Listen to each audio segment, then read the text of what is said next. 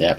Good evening, ladies and gentlemen, and welcome to round 2 of the 10 race evening calendar for Simsport Racing ACC Season 3. My name's Alex Goldschmidt, and alongside me, I'm proud to welcome into the virtual commentary booth from Simsport Racing himself, Steve Proudly joins me. Good evening, Steve. How are you? Good evening, Alex. I'm very well, thank you, and looking forward to an exciting race this evening. Yes, ladies and gentlemen, greetings and salutations from a virtual Silverstone Grand Prix circuit. 3.66 miles in length, that's 5.890 kilometres, and with lap times around the 1 minute 57 mark, we're going to have a 2-hour race here this evening. But Steve, firstly, we want to get on to a bit of housekeeping, really. Obviously, we've got another bumper grid. We've got over 40 GT3 cars here this evening. A couple of reserves have come through, such as Nicholas Girato from in the R Motorsport colours, running the number 39. Jordan C. Ruddock from TP12 Kessel Racing, the 17. They've made the move up, obviously, with some people not able to make it here this evening. But there were some penalties issued post-race at the Nurburgring just a couple of weeks ago. Yes, the most notable penalty was obviously there was a turn 1 incident, which is never good at Nurburgring with such a tight first corner.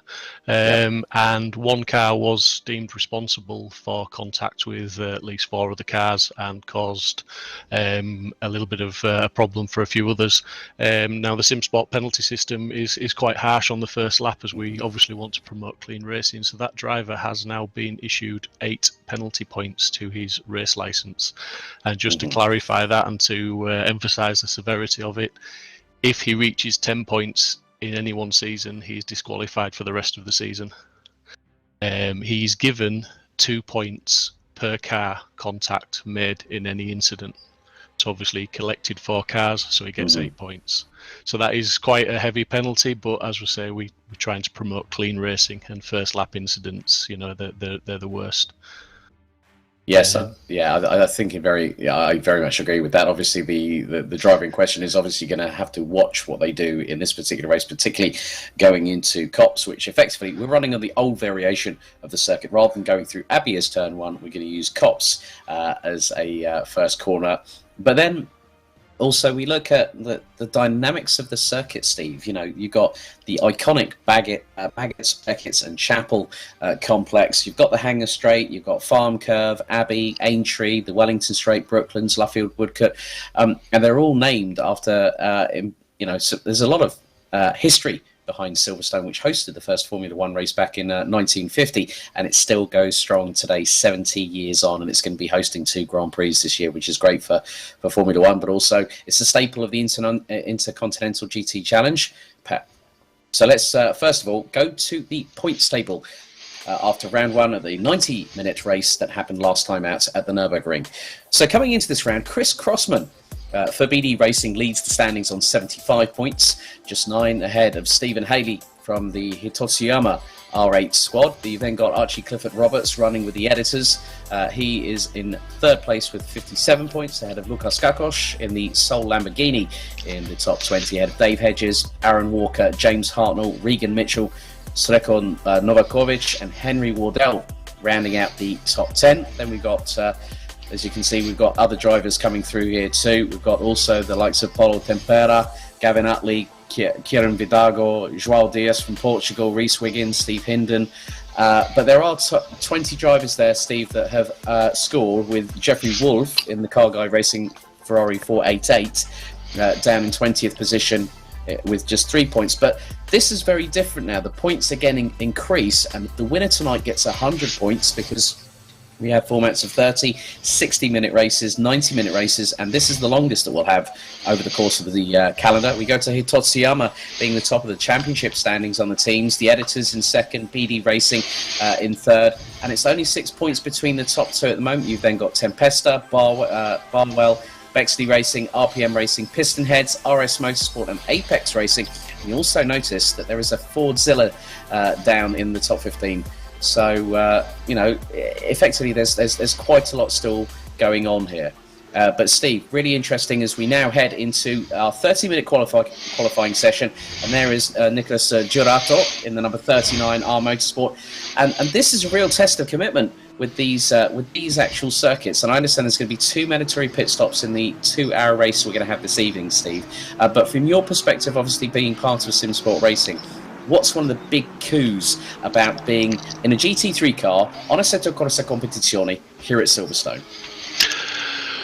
I think the biggest thing for Simsport Racing at the moment is the size of the grid and the fact that we've now got this the strategy of 2 pit stops this evening, where they have to take fuel in both stops. Tyres is optional on both stops, although I don't think anyone's going to do the full 2 hours on one set of tyres. And the top 10 is incredibly hard to crack. There's some very talented, very fast drivers out there, and they were just going back to the points scored in the last round. There were some drivers that finished a lot further down than they would normally have, just due to the first corner incident and a few other little incidents here and there. So if the right warnings have been sent out with the penalties and we have a little bit cleaner start this week, I think there will be the top 10 is going to be very difficult to crack, and that'll be the aim for a lot of drivers, top 10, top 15, and if they get in that bracket, then they'll be very happy with it.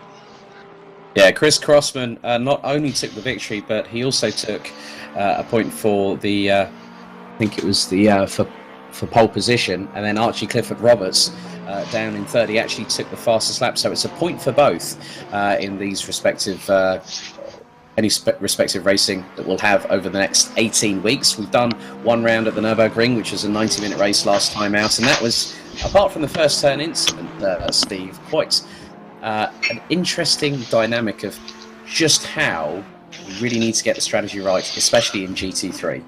Yeah, and I think if I may just say that the qualifying is very important with the field this size, obviously, because it just gets so difficult to fight your way through such a talented field.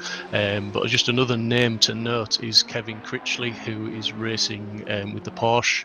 He's just rejoined, and he was battling for the championship last season with us. He finished second, so he's definitely another top 10 contender, and I would say possibly a contender for pole position. He's Chris Crossman's teammate, so that's two very strong Porsches in the field this evening.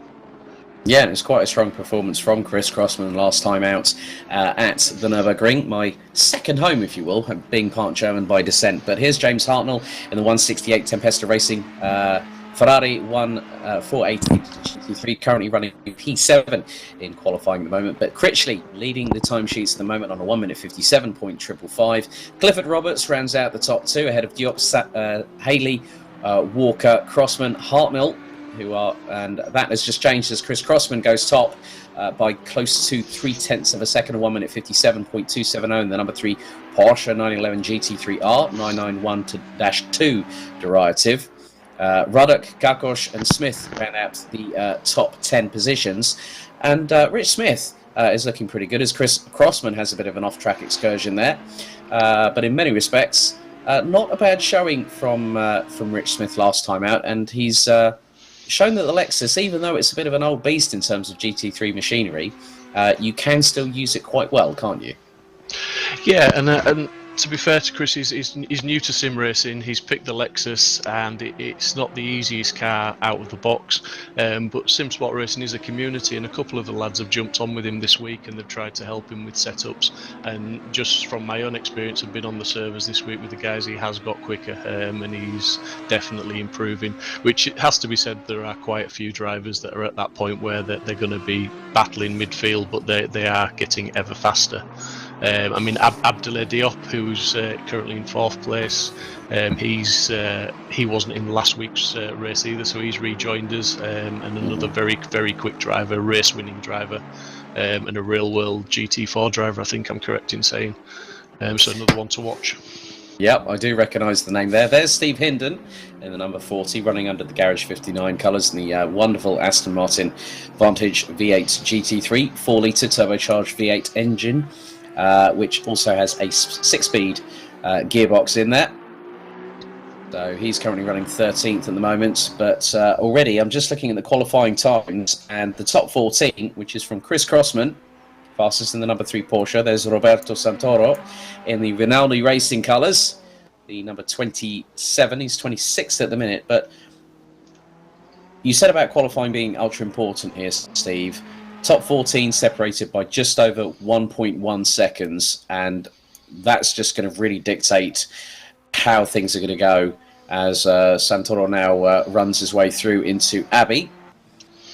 Yeah, I think I think the top 15 will come down to less than a second. I think quite easily. The guys are close. The track is optimum now. The temperatures is up at sort of 25 degrees, so it doesn't get a lot better than that for them. So they'll start really pounding the laps out now, and the time should start tumbling. I mean, some of these guys are capable of the 56s, so watch out for those times. Yeah, one of those was the hot lap that you saw a bit earlier on in the live broadcast. With Archie Clifford Roberts. He was actually using the Porsche 911 at that particular time, and he did a 1 minute 56.77. Thanks to the art of being able to slow down a hot lap video sent to you directly and being able to find out exactly what speed they're heading on the apex.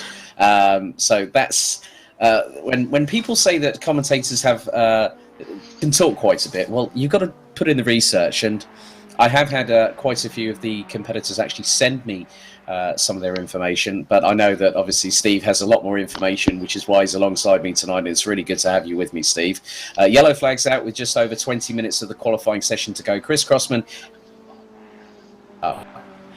Yes, we do need to, I think really, as we're about a third of the way through the session, let's head to the hot lap with our number 96.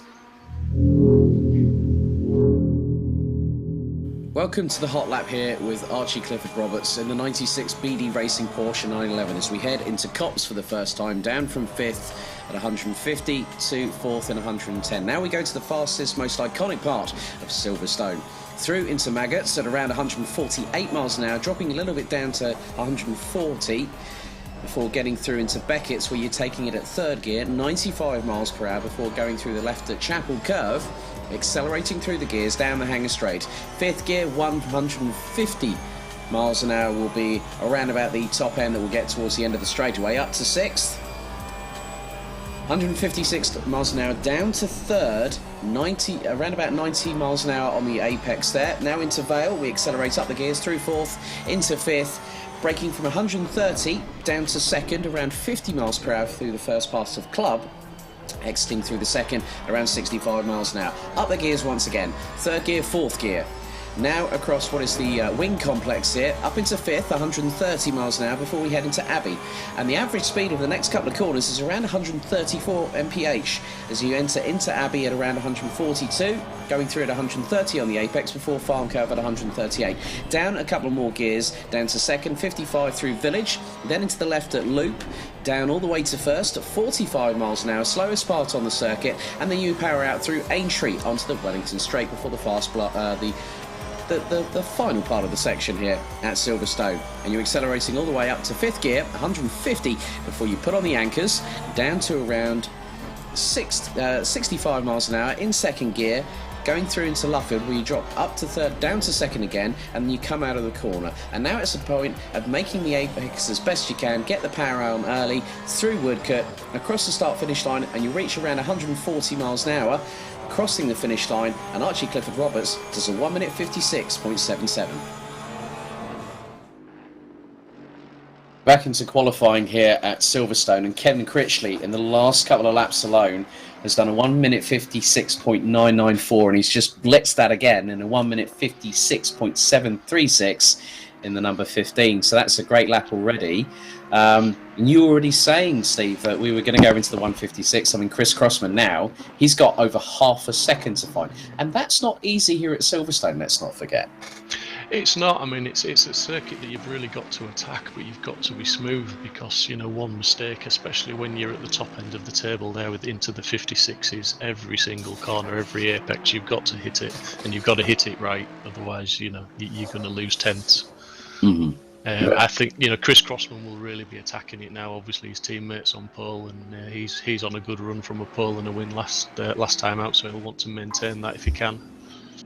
Yeah, especially with 100 points on the board to go to the winner here at Silverstone. There's Richard Pixley in the number 7. Now, this is what I like about Assetto Corsa Competizione, that you see all the older cars come back into fruition, and especially with the ML Frey Jaguar Racing XKR SGT. That's Jaguar has been involved in sports car racing in its own right at Le Mans, but obviously Emil Frey took it on themselves to bring Jaguar back as an independent, and it still looks rather great for its age, doesn't it? Yeah, I mean, when ACC was first launched, it was my car of choice, and I did race it myself for a few races. But moved on to other pastures, as it were. It is a great car to drive. It's not immensely difficult to drive. It's just extracting that final bit of speed out of it. You know, it's just one of those cars that you've got to be really in tune with to get those lap times down. Yeah. So quite a hefty calendar. We will head to Misano in Italy in a couple of weeks' time for 2 30-minute sprint races. Then over to South Africa to Kyalami on the 2nd of August. Monza will be round 5 on the 16th of August for another 90-minute encounter like the opening round at the Nurburgring.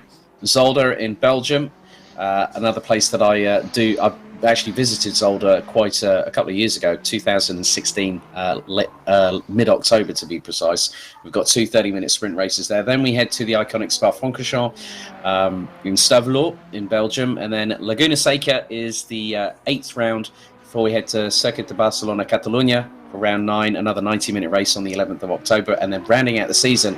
What a way to conclude things, Steve. Paul Ricard, another 2-hour encounter on the 25th of October to close out season 3 for Simsport Racing.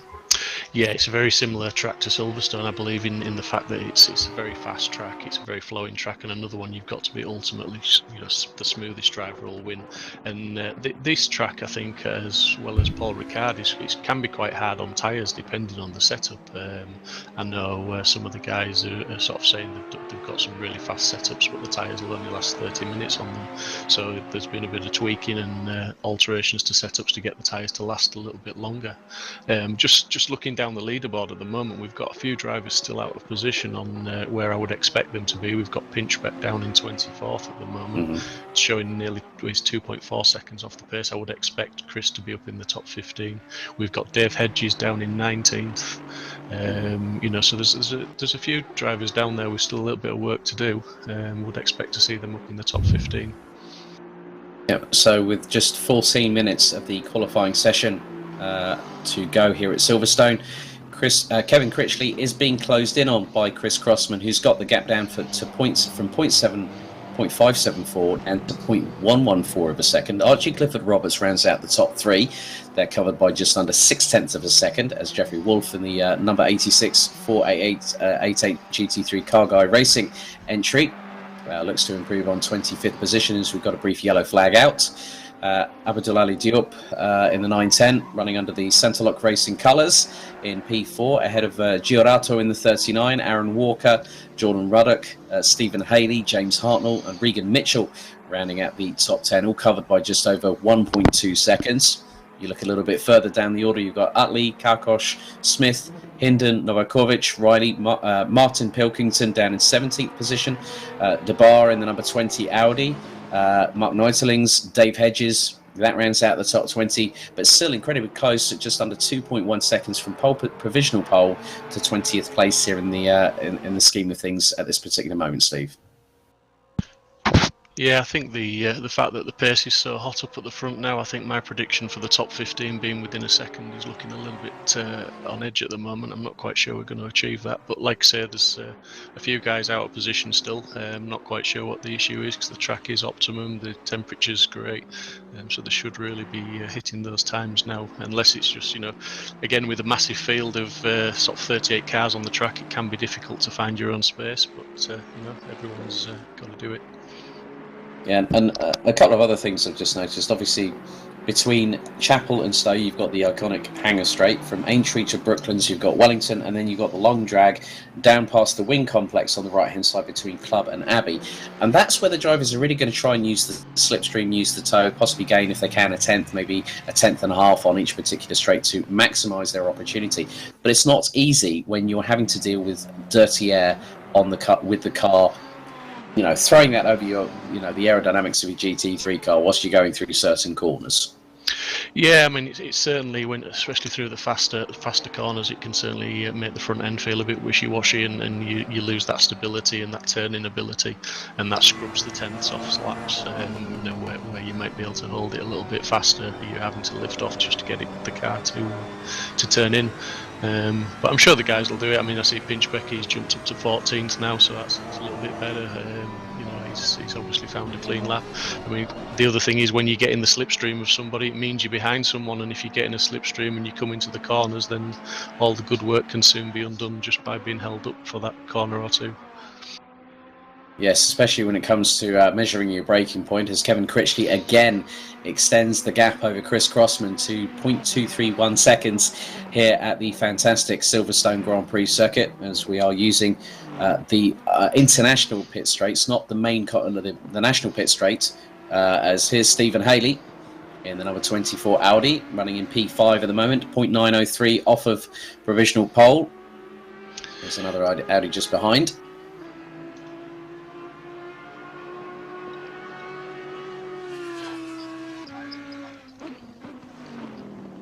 So seems like, I'm just wondering, because obviously with the fact that it's overcast overhead, Steve, looks like I would imagine that the drivers might be struggling with a little bit of tyre temp, especially when they bolt on a new set of 4 boots onto the GT3 machinery.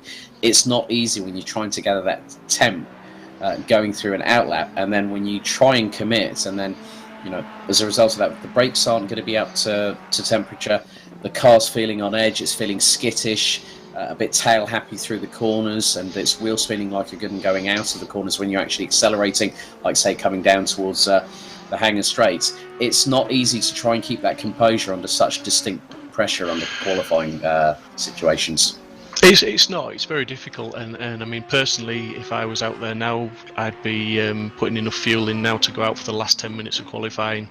You do your out lap, you do your first flying lap. Pretty much in these cars, it can still be a warming up lap because you're still getting the temperature into the tyres, you're still getting the brakes up to temperature, and it's usually sort of your second or third flying lap where you can probably put in your best time. So with 10 minutes to go, they've still got time to do that. They should get another 2 or 3 laps in. And improve on some of those times. Yeah, looks like Chris Crossman, he's been on a lap, so 4 minute 40 showing on the timing screen from our side of things, but that doesn't mean that he might be just gathering as much temperature into the tyres, brakes, and obviously to help the mechanical grip of the car when they try and rotate the car through the corners. It's not easy when you've got quite a hefty car in terms of whatever brand it is, whether it be Ferrari, Jaguar, Audi, Bentley, the Bentley Continental GT, the Lamborghini, Porsche, McLarens. So it's all still, still to play for in many respects. Here's Gerard Barr, still 19th position at the moment. He's currently 2 seconds off of the pace, but it looks like Archie Clifford Roberts is starting to try and close on the top 2, Steve, and he's only 7/10 off of Critchley, but Critchley has really been sort of showcasing some really, really good pace in the number 15 at the moment. Yeah, Archie's very often he is the pace setter, and he's probably got more pole positions than anyone in Simsport within our championships. He's a very quick lad, and he will want to be on top of those timing sheets just for bragging rights, if nothing else. He takes a lot of pride in what he does, and he's a very, very, very quick racer. So he will be trying hard. Nobody will be sandbagging out there. They'll all be trying for that pole position. Any of those guys in, just looking down the list there, 7, 8, 9. Looking at all 9, the top 10 have all been on pole at some point at Simsport, so that just shows you the calibre of the drivers out there. They're all capable of doing it. Yeah, so just over 7.5 minutes to go. There's Nuno Martins and the number 18 R8 Absolute Racing colours. Currently sitting in 38th position at the moment, but I've just noticed Chris Pinchbeck up to 13th. Novakovic improves in lap time. There's Mark Neutelings in the Team Parker Racing 666 colours. Those colours are currently used by Scott Mulvin, a very good friend of mine.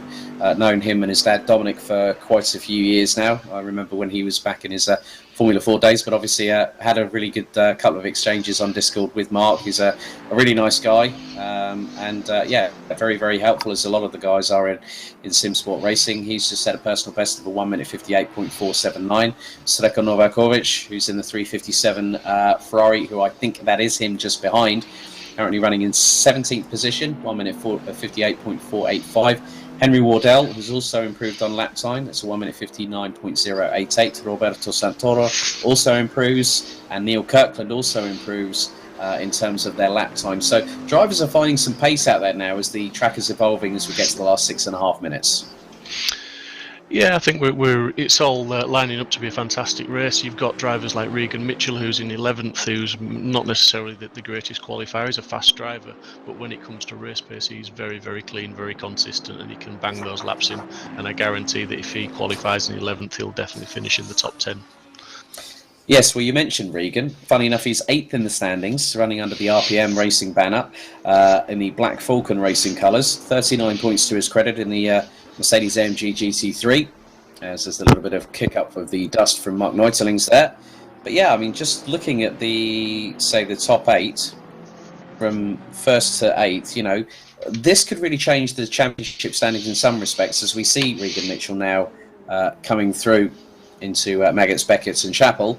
And it's quite interesting, the speed differential, because unlike a single-seater, a GT3 car is a completely different animal. They're pushing nearly 150 miles an hour through Maggots. They're dropping to third gear, possibly around 100 miles an hour on the apex before they accelerate out through Chapel.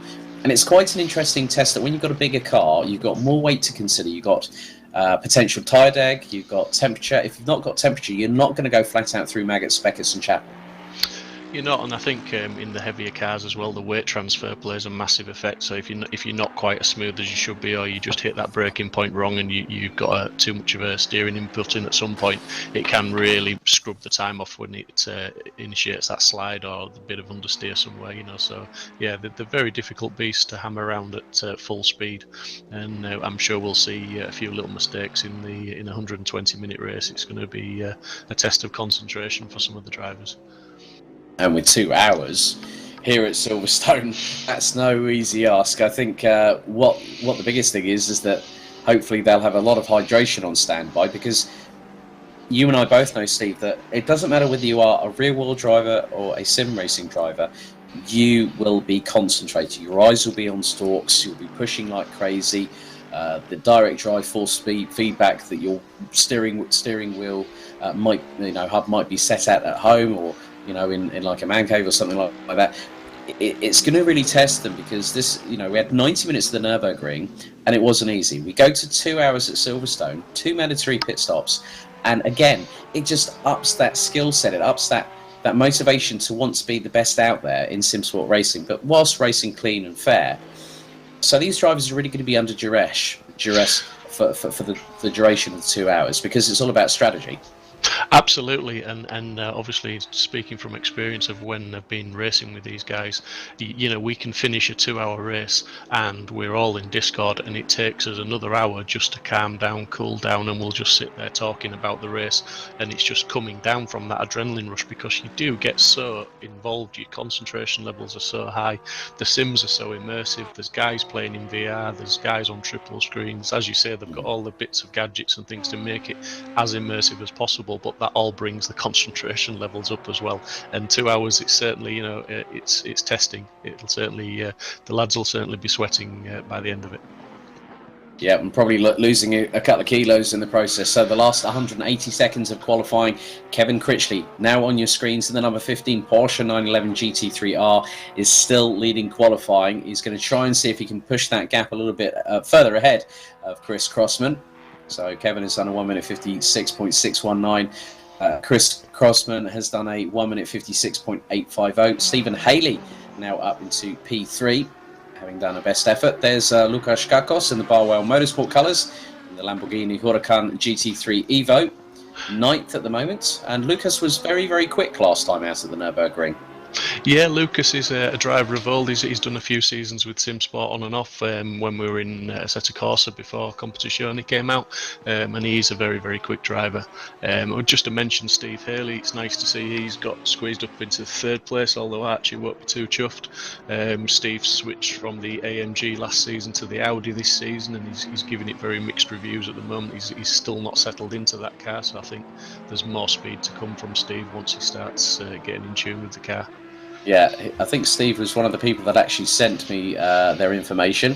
Hometown of Nottingley. Interesting facts about him. He was part of the IDT development team as a graphic artist, and was the. And as I say that, he's got off. No, that's not where you want. That's not where you want to go off. Bless him. But is that the commentator's curse? I'm glad you said that before I did.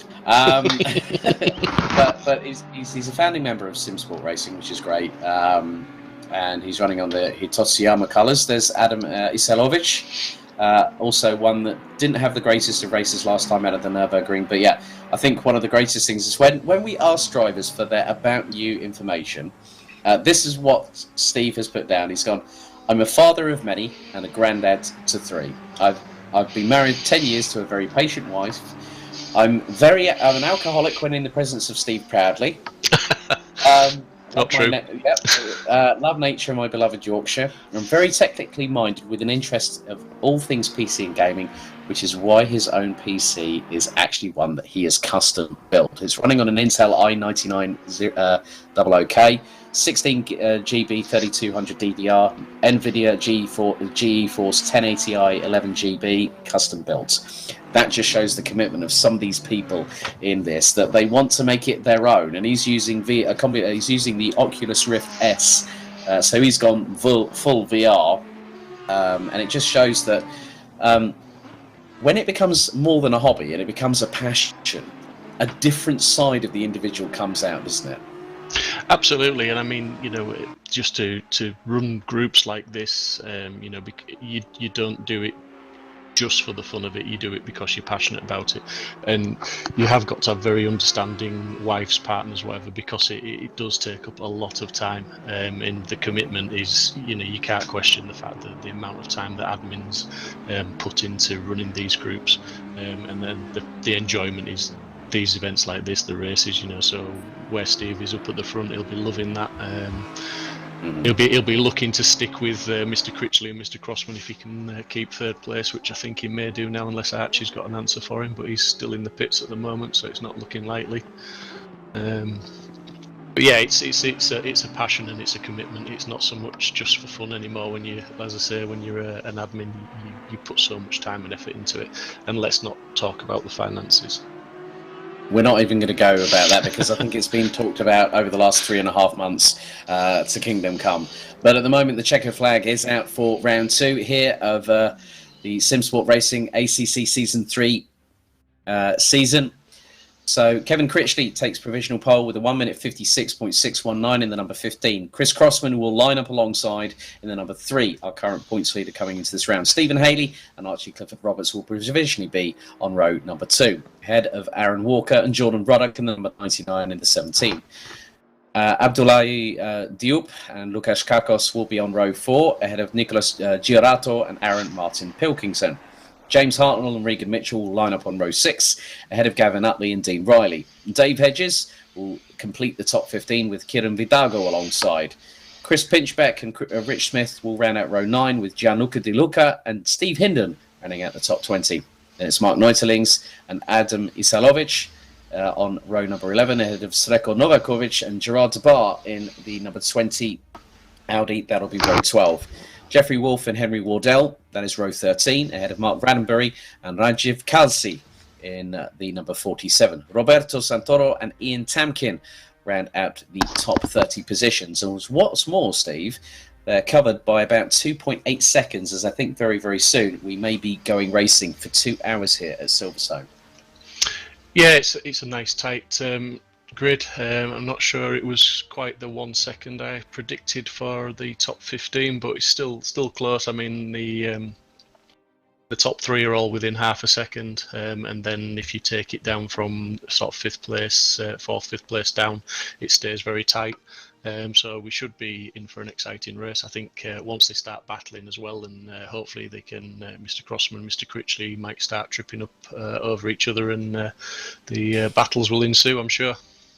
Yeah, very interesting statistic that I think it was Chris Pinchbeck and Kieran Vidalgo that actually set the same lap time, and it was around 1.5 seconds. So you weren't far off on your estimation there, Steve. So a pretty good call there. I was really wondering that with over 40 GT3 cars, all pushing anywhere between 520 to 550 brake horsepower, depending on their setups and everything like that, it's going to be quite interesting over the next 2 hours. So, 3.66 miles, anything can happen at Silverstone. And as we have seen in the past, not just in GT3 racing, but also other categories, motorsport always provides that unpredictability factor. Yeah, I mean, obviously, as we've said, it's going to be down to the start, getting away cleanly. I don't think Silverstone's quite as tight, obviously, as Nurburgring was, so the start should be a little bit easier on these guys, as long as they can funnel it and get in single file for the first, sort of second, third corners. Should get away nicely, and then let the battles commence, really, from there. Yep, then it'll be elbows out, and each for their own. As a maximum of 100 points. And if they get pole position and a fastest lap during the race, then someone could get the whole shebang, 102 points to their credit. But in many respects, the biggest thing that I'm looking forward to is when the cars are on the formation lap and they are side by side, 2 by 2, we go green, green, green, and then it is all going to unfold before our very eyes. And I think the biggest thing for me, Steve, is going to be the strategy, what each driver does individually, and that is going to set the tempo. But I think we're going to have a pretty quick pace, probably in the first 10 to 15 minutes, as is normally customary within endurance racing. Yeah, those Porsche guys on the front row are certainly going to make a break for it. They'll want to break the toe, because there is obviously a couple of good straights here where you can get in the slipstream and make some moves down the inside if they're not defending properly.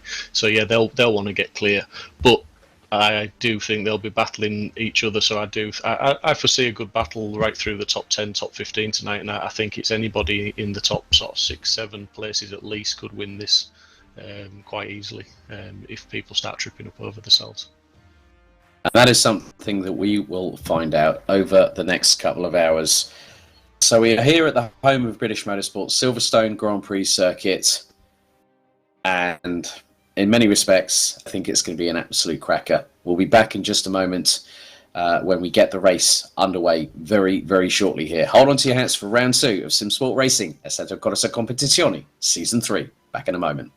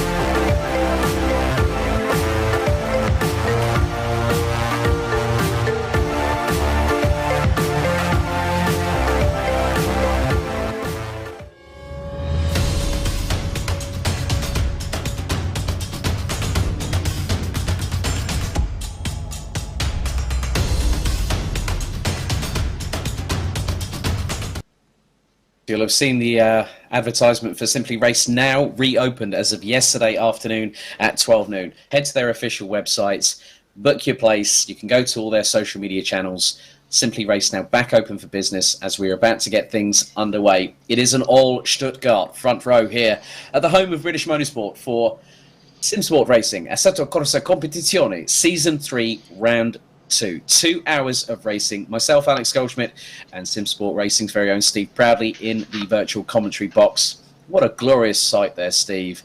Just look at all that GT3 machinery as we now go onto the formation lap being led by Messrs. Critchley and Crossman. Yeah, absolutely, and just to put a different spin on that, this is the time the drivers are going around, obviously trying to get some heat into the brakes and into the tyres, and then to start questioning, have I got the right amount of fuel in, are the brake ducts open or closed enough, are the tyre pressures set right, because don't forget, this is a 5 a.m. start, or 5:22 it is on the server clock, so the temperature is only going to rise. Obviously then, have I got my pit strategies correct, because as I say, 2 mandatory pits, and it's totally up to them what they do with tyres. They just must take some fuel at each stop. So there's a lot going through the minds on this lap, not just warming up, and then obviously when Kev brings it round to that start line, it'll be total focus on when those green lights come up. So we'll go through the grid as much as we can as they come round through Chapel and down onto the hangar straight. Kevin Critchley in the number 15 Porsche is your pole sitter for round 2 here at Silverstone. Alongside will be the number 3 of Chris Crossman. Stephen Haley in the leading Audi number 24 will have Archie Clifford Roberts in the 96 Audi alongside. Then it's Aaron Walker in the 99 Audi, and then Jordan Ruddock in the leading Ferrari in the number 17. That's row 3. Abdulali Diop in the 910 Audi will have Lukas Kakos alongside for company with Nicholas Girato and Aaron Martin Pilkington completing the top 10. Then it's James Hartnell, Regan Mitchell, Gavin Utley, Dean Riley, Dave Hedges, Kieran Vidago, Chris Pinchbeck, Rich Smith, Gianluca De Luca, Steve Hinden, Mark Neutelings, Adam Isalovic, Sreko Novakovic, Gerard Debar, Jeffrey Wolf, Henry Wardell, Mark Raddenbury, Ranjiv Kalsi, Roberto Santoro, and Ian Tamkin. That is your top 30. And now the other thing that we've got to focus on here, Steve, is that it's not about just settling in and getting tyre temps in and brake temps into the car, but it's now about just keeping calm and just keeping focus, keeping the tunnel vision in and waiting until we go green here at Silverstone. And the adrenaline, the heart rate is going to be up. They're probably going to be, there's going to be palpitations, the heart rate's going to accelerate, and they're going to feel a twinge of nerves. But hopefully, for every single one of the 40-plus drivers here at Silverstone, it's going to be good nerves because they're looking forward to an exciting race just like you and I are.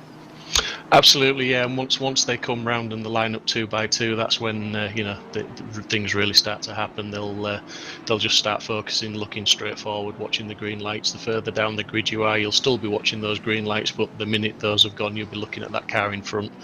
Obviously, Kevin Critchley, Chris Crossman are fortunate enough they're going to have an open track to look at, and they'll just be battling each other for that first apex and getting through the first corner cleanly. But here they come now, starting to form in the 2 by 2, I believe. Yep, down the Wellington Straight, having come out of the left-hander at Aintree, which normally at full speed will be taken at around 110 miles an hour in 4th gear. So, Critchley and Crossman on the front row. Haley and Clifford Roberts just behind. They are now getting themselves steeled up, ready for 2 hours here at the home of British Motorsport for Simsport Racing, Assetto Corsa Competizione, Season 3. It's a 2-hour race, 30 minutes longer than the Nurburgring opener 2 weeks ago. So we wait for the remainder of the field to hopefully get into formation, and once they are given the lights to green light to go, we will be racing. Through Luffield they have come, and now into the right-hander at Woodcote. And then it will be lights to green, and we will head down to Copse for the first time. The anticipation builds. The drivers get themselves ready, lining up in 2 by 2 side-by-side formation. So, ladies and gentlemen, do we go racing for 2 hours here at Silverstone? We are green, green, green, and off and away we go. A huge consortium of GT3 cars hurtle their way through into Copse for the first time. looks like one of the Audis on the second row have got a really good start at the minute as they head through into Maggots, Beckett's and Chapel.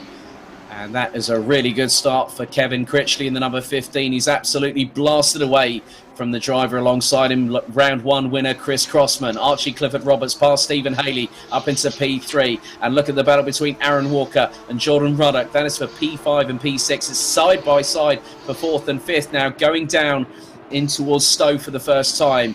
And already that is a move made, I believe. That is Jordan Ruddock closing up on Aaron Walker for P5 as we head through Vale into Club. And already, Steve, that was an incredibly clean start. Everyone seemed to get through relatively unscathed through Cops. They did. It seemed very clean. I did notice just on one unfortunate event, not quite sure how it occurred, but Regan Mitchell, my top tip for a top 10, say that after a few beers.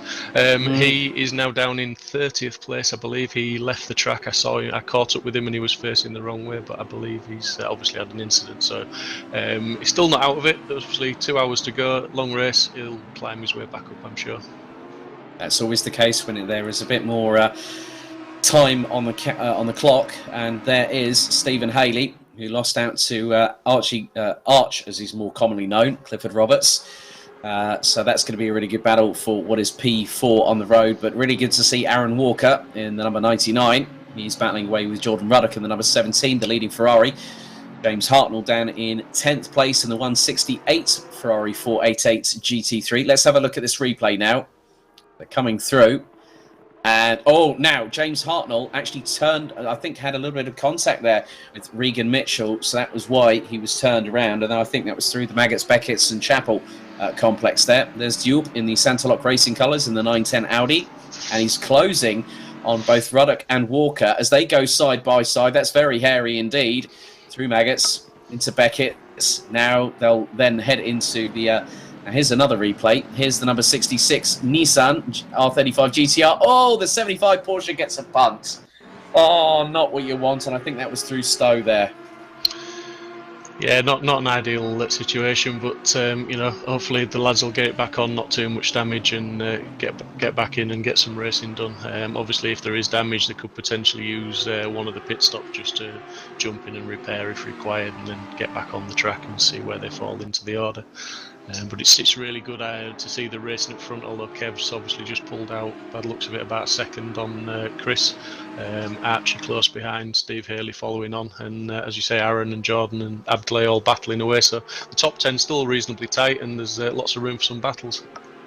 I think one of the other things I've got to remember here now is Gierato is up into P9 ahead of Martin Pilkington. So Gierato in the number 39 doing a really, really good job so far, but Dupe on the back bumper now of Ruddock. With the Singer Beer livery on the side of it, and also King Power on the back bumper. It's lovely to see all these resplendent GT3 liveries that we would normally associate in mainstay, so the AWS Intercontinental GT Challenge. Here's the replay now that we're going to see, and that's the number 9 Porsche. I'm just trying to remember who that is because I'm looking down this entry. It's confusing. I think that Porsche was Vidago that caused the contact there. Yeah.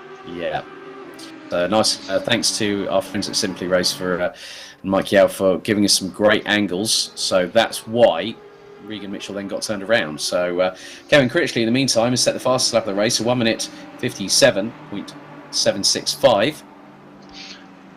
If I can just take this quick opportunity to apologise to the viewers, because obviously I know all these lads very well, and I'm fully aware that I keep referring to them by the first names, which probably doesn't mean a lot to some people, but it's just force of habit, I'm afraid, and I'll do my best to call them all by the surnames as we go on. Don't worry, that's why I'm doing it. But we're nearly 5 minutes into this race, and this is a great battle for Dupe alongside Ruddock. Is that the case going through into Stowe? That's brazen if Dupe keeps it around the outside. He could get the inside run, and he's got the position. He's run a little bit wide there, but Ruddock's still just up ahead of the 910 Audi. That was very, very close, and Dupe back up on the inside going to the approach into Club. Walker's loving this because the two behind are battling side by side. It's meaning that he's getting away from them as they go And this is just the customary side of things. There's Girato also on the back bumper now of Duke, so that has gone from a three-way battle for fifth to what could be a four-way scrap. Now, someone's gone off there. Wondering if that might be Gerard Barr, not too sure. I think he might have dropped a bit further down the order as a result of that. So, not a great race for Gerard Barr, who's up in the thick of things, ran about the top 10 last time out at the Nurburgring. But Walker now starting to try and get away from Ruddock, but he's only less than 6.5 tenths ahead of the number 17 Ferrari. As Martin Pilkington in 6.26 just on the back bumper of the 39 Aston of Girato. Yeah, Martin Pilkington's looking a little bit feisty, and it looks like he's stuck behind Girato, but I'm sure not for long he'll get in the slipstream, and he's going to be looking to make a move, I would think, fairly quickly. So as you can see, the sunlight now coming up, obviously with, I think it's a factor of 4 the time has actually been increased by. So we started at 5:22 in the morning, we're now at 6:02. So sunshine's starting to beat down. And one of the biggest things, especially for those running virtual reality headsets here, Steve, it's going to be a bit more immersive, but also the sunlight coming into the eyes, even in the sim racing world, is just as difficult to contest with as it is in real life. Absolutely, yeah. I mean, you get into the VR world and it becomes so immersive that you are not aware of what's going on around you in the real world. And many a times I've been racing and it's been glorious sunlight. You take the VR off and it's pitch black outside, and your body takes a second or two to adjust what's going on. Yeah, as that is Aaron Martin Pilkington up the inside of Girato, who actually ran wide coming through Stowe. So he's now up into 7th position. So that means he's got a chance to close up on Duke just up ahead. And here we are on board with Jordan Ruddock, closing on the back bumper of Aaron Walker. The battle for P4 now well and truly on through, and that's really, really hairy. 5th gear, foot planted to the floor. Great commitment there by Jordan Ruddock, but the Audi seems to have a little bit more of the legs on the Ferrari, and especially when it's a bit more stable through the twisty stuff. Yeah, and I mean, obviously Jordan and Aaron are both very, very quick drivers, and obviously put a lot of trust in each other. But it's obviously for Ruddock to actually make the move and make it clean. So all Aaron has to do is stay on his lines and keep doing what he's doing, really. Yeah, very much the case. It's one thing to get the position, and then it's another thing altogether to keep it. So at the moment, with 1 hour and 52 minutes and 10 seconds still to go here at Silverstone, Critchley leads from Crossman, Clifford Roberts, Walker, Ruddock, Dupe, Martin Pilkington, Girato, Haley, Hartnell. That's the top 10, with Utley, Hedges, Hinden, Pinchbeck, Smith, Novakovic, Diaz, Kalsi, Karkosh and Wardell rounding out the top 20. And Archie Clifford Roberts in the 96 Audi starting to close on Chris Crossman for P2. They come through Maggots and then head into the short braking zone into Beckett's and then into the left at Chapel. And both of them using as much of the track as they dare. A bit more dust being kicked up by Chris Crossman there on the exit of Beckett's into Chapel. And it just shows how hard they're pushing, even in this early phase of the race. Yeah, and another guy that's pushing hard, I believe, is Martin Pilkington. As I said, he's got past the Aston Martin. He's now on the back of Diop and looking to get past him as quick as possible. I think the gap's down to 2 tenths. So that could be a battle to watch. Yeah, looks like he's in the slipstream as they're going through Vale into Club. And the good thing is that he's going to be able to use Duke as a bit of a yardstick, you know. So wherever Duke breaks, he's going to maybe say, well, maybe I could make it an extra 5-10 metres before I decide to break, as they go through down towards the other side of the circuit, through into Abbey, the right-hand sweeper, taking it around 5th gear, 130 miles an hour. An interesting thing through the hot lap. Oh, Duke loses it! Martin Pilkington nearly got an opportunity there, and he could have snapped that up like a good one. And Duke again, he was very lucky there, because that was no easy tank slapper to control. No, lightning reactions there just to keep that in the right direction, really. Very lucky, and Martin Pilkington now really just glued to his rear bumper. He's looking for that opportunity to get past. Yeah, so they go down the Wellington Straight into Brooklands. As Duke takes the racing line once again, but you can just see how much wider. Well, that was a little bit of a cut there from Martin Pilkington, just pushing too hard, trying to sweep the Aston Martin in. So we've got a bit of a replay here. Here is one of the... there's a little bit of an argy-bargy, and that involves the number 47 Ferrari there. and that was also one of the McLarens running under the team. That might have been Ian Tamkin, I think, possibly in the 82 McLaren. Ranjith Kelsey in the Ferrari Simsport regulars. That's unfortunate for him. Yeah, never easy, and these things do happen. You know, they've had that adrenaline buzz of the start. As again, you can just see how quickly Martin Pilkington is trying to close once again on Duke for P6, and Giarato is closing. Haley and Hartnell not too far behind. So with 10 minutes gone, we still just over 10 minutes gone. We still have Critchley. He's leading by about 3.2 seconds now. Ahead of Chris Crossman, as there's the move. Oh, now that was very close. Going towards the outside into club was Jordan Ruddock on Aaron Walker. They make it nice and cleanly through, but I think Ruddock was looking at the switchback there on the second part, and it's a second gear corner. You're entering it in about 50 miles an hour, and you're exiting it at about 65. You're going up through third. You're putting the power down. You're trying to get the run on the opposition as they go through Abbey and Farm Curve. And now into Village, and it's a tight right-hander here. Second gear, taking around 60 miles an hour, minding out for the sausage curbs. Then it's a left again at the loop. Slowest part on the circuit. First gear, all the way down the gearbox, and it's around 45, 50 miles an hour.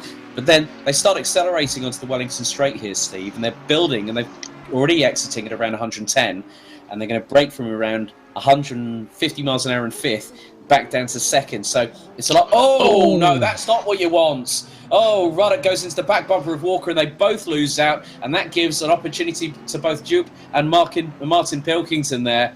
That was not what you wanted. I think Jordan Ruddock just had a bit too much of outbraking going into Brooklands, and that put him and Walker on the back foot, so to speak.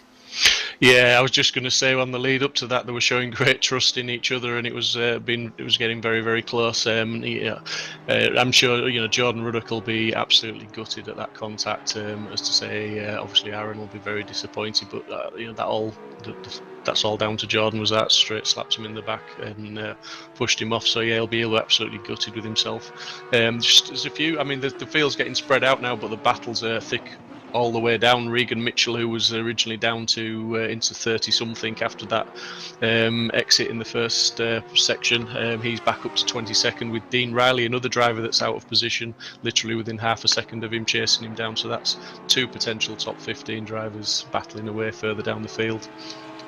Yeah, just having a look at where Walker and Ruddock have now ended up, 13th and 15th. Here's a replay. So they come through. No, I think that was just a bit too much commitment, too much speed, not being scrubbed off in time, and Ruddock just lost it. And Walker definitely, as you say, disappointed. I think both of them, they're probably going to have a chat about it. They'll both show a bit of frustration and disappointment, but after it, they'll probably go, well, hang on, it is racing after all. I think one of the biggest things about sim racing, Steve, from both our aspects is, virtually speaking, you have an imaginary repair bill. You don't actually get the invoices sent to you by the manufacturers or the teams. No, the only thing that these guys are worried about is if the damage is costing them anything time-wise per lap now, and they'll both get their heads down and sort of get back in it. They realise it's a long race, and they'll just concentrate on getting back into a flow and getting back with it, and just getting back up into the top 10. Really good to see Archie Clifford Roberts in the 96 Audi. He is not letting Crossman go. One of the good things is that he was no further than I think 0.4 of a second. Here's Henry Wardell in the number 8 Porsche, running in 19th, and that is João Dias, based out of Portugal, just up ahead in the number 26 Mercedes AMG GT3. This is another great battle. This is for 18th on the road. They're coming through, heading towards the main first corner here at Silverstone, through into Copse. And again, Diaz just has a really good ability in the Mercedes to sweep in front of Wardell there, Steve. And Wardell's trying to fight tooth and nail. They're going to go side by side nearly through maggots. That could have been very, very leery at around nearly 150 miles an hour in fifth gear. That would have been probably a highlight very early on in the 2-hour race we have. Yeah, absolutely. I mean, the Porsche, he'll be clinging onto that slipstream now because the Porsche isn't the fastest car in a straight line. It's fantastic out of the corners, so you'll see him climbing all over the back of the AMG coming out of the corners, but down the straights he'll be clinging onto the slipstream just to try and stay with him. But absolutely fantastic racing from those two there. Making that move stick was brilliant. Yeah, and also just behind they've got Jeffrey Wolf and Mark Neuterlings in the Ferrari and Bentley respectively. Yes. Regan Mitchell, he's about 4.6 seconds, but if they start to battle really, really intensively, which is what they're doing now, they could really cause themselves a bit of a problem in the next few moments if Regan has an opportunity to close that gap. Yeah, and let's not forget that Regan's got Dean Riley in tow, who is another quick driver, so he'll be just following Regan, I'm sure, and grabbing onto that tow, and he'll just work his way up with him as well, so that battle could turn into 5 cars very soon. Yep, so on the anchors goes Mark Neuterlings in the number 666 Team Parker Racing Bentley Continental GT3 as Jeffrey Wolf right on the back bumper. And that was going through Aintree onto the Wellington Straight. We're now with Archie Clifford Roberts. Yeah, Archie's looking to push now, isn't he? He's all over the back of Chris. You just sort of wonder, is the Porsche eating away at the tyres? Is it starting to suffer from degradation from those? Or is it just Archie's that's now got his rhythm going and he's going to really push and put Chris under pressure and try and take that position from him? Yeah, nearly had a bit of a moment there, did Clifford Roberts. A little bit more dust than being kicked up by the right rear wheel on the back of the Audi R8 LMS GT3. Fantastic car in its own right, a very successful car. Obviously, the initial generation was one of the most successful custom racing GT3 cars.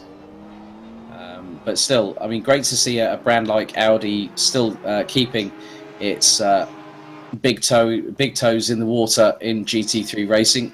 Team WRT and Hitotsuyama are two of the most well-known, along with Absolute Racing, as Clifford Roberts goes very, very wide through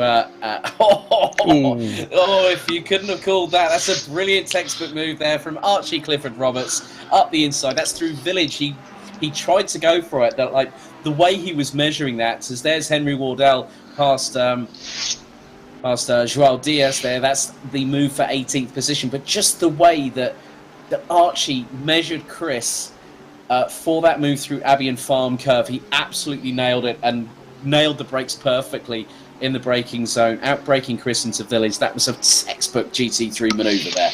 Yeah, you can be sure Archie had been lining that move up for a couple of laps. He'll have been watching Chris. He's been following him for a few laps, and he'll have just been thinking, right, where can I do this? How am I going to do this? And that was a well executed manoeuvre. It's fantastic. He just basically opened the door himself and let himself through.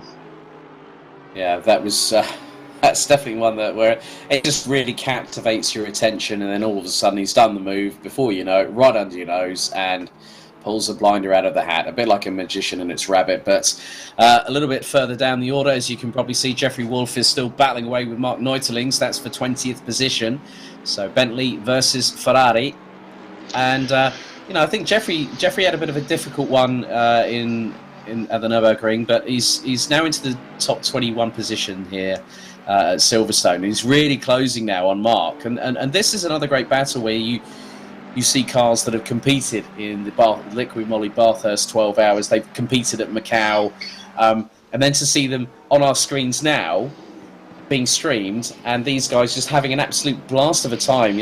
Okay, they'll say, I'm never going to be in a GT3 car, but hey, this is the next best thing. Oh, and it absolutely is, as we were talking earlier about the immersiveness of it all. And it's real to these guys while they're on track. I mean, obviously you got Regan Mitchell now. He's closed the gap up. He's 2 seconds off the back of Wolf, and Dean Riley's 0.3 off the back of Regan. So as we were saying earlier, they are now closing up, and that is going to turn into a 4-car battle very soon. And here we are with the battle for P4 at the moment. Dupe and Martin Pilkington at loggerheads once again, as we are fast approaching 20 minutes completed, local time as per the server, 6:55 a.m. with the sunshine definitely overhead here at Silverstone. Track and air temperature a virtual 12 degrees Celsius, and it will start to rise. And one of the biggest things, Steve, is that it's a bit like Le Mans, that when the temperatures start to rise, you get that sort of happy hour. But in our case, it might be a happy, it's like 10 minutes or something. The drivers will really get the temperature into the tyres and the brakes, and the cars start coming alive, and they really, really start pushing the lap times. Yeah, and with the different brands, it'll affect the cars differently, and obviously depending on the setups of the cars, tyre pressures, things like that. So we might start to see a few different pit strategies coming into play soon enough, depending on how the guys' tyre pressures are running. But you know, it's a long race. Let's see what happens. Very much there. Just a bit of a shout out to Clark87 on YouTube. I'm having a look at the comments. He says that great coverage, guys. You deserve way more viewers. Or please share. That would be greatly appreciated. And he said that the cars aren't real, but the racing is. Assetto Corsa Competizione is awesome. I have to wholeheartedly agree with that, because the first sort of like platform that I really got immersed into through the ET Brit GT3 Challenge, which some of the Simsport guys, the summer series that we did, so we had like Chris, Dave, Mark in there as well, and we were using Assetto Corsa Competizione. And for me as a real life commentator, making the transition, I would say, because it's not easy in commentary, that you have to learn a new skill set altogether. And for me, I was really, really impressed with just like how realistic the cars are out on circuit, the liveries, the dynamics of the chassis, how the cars react dependent on fuel and tyre degradation over time. And it's just such a wonderful platform, and I can see why so many people love this platform. And it's obviously now SRO Esports and the likes of Dave Perel have really got on board, and it's become their official sort of like sim racing go-to, if you will, because you've got all the fantastic liveries that are used by the teams in real life.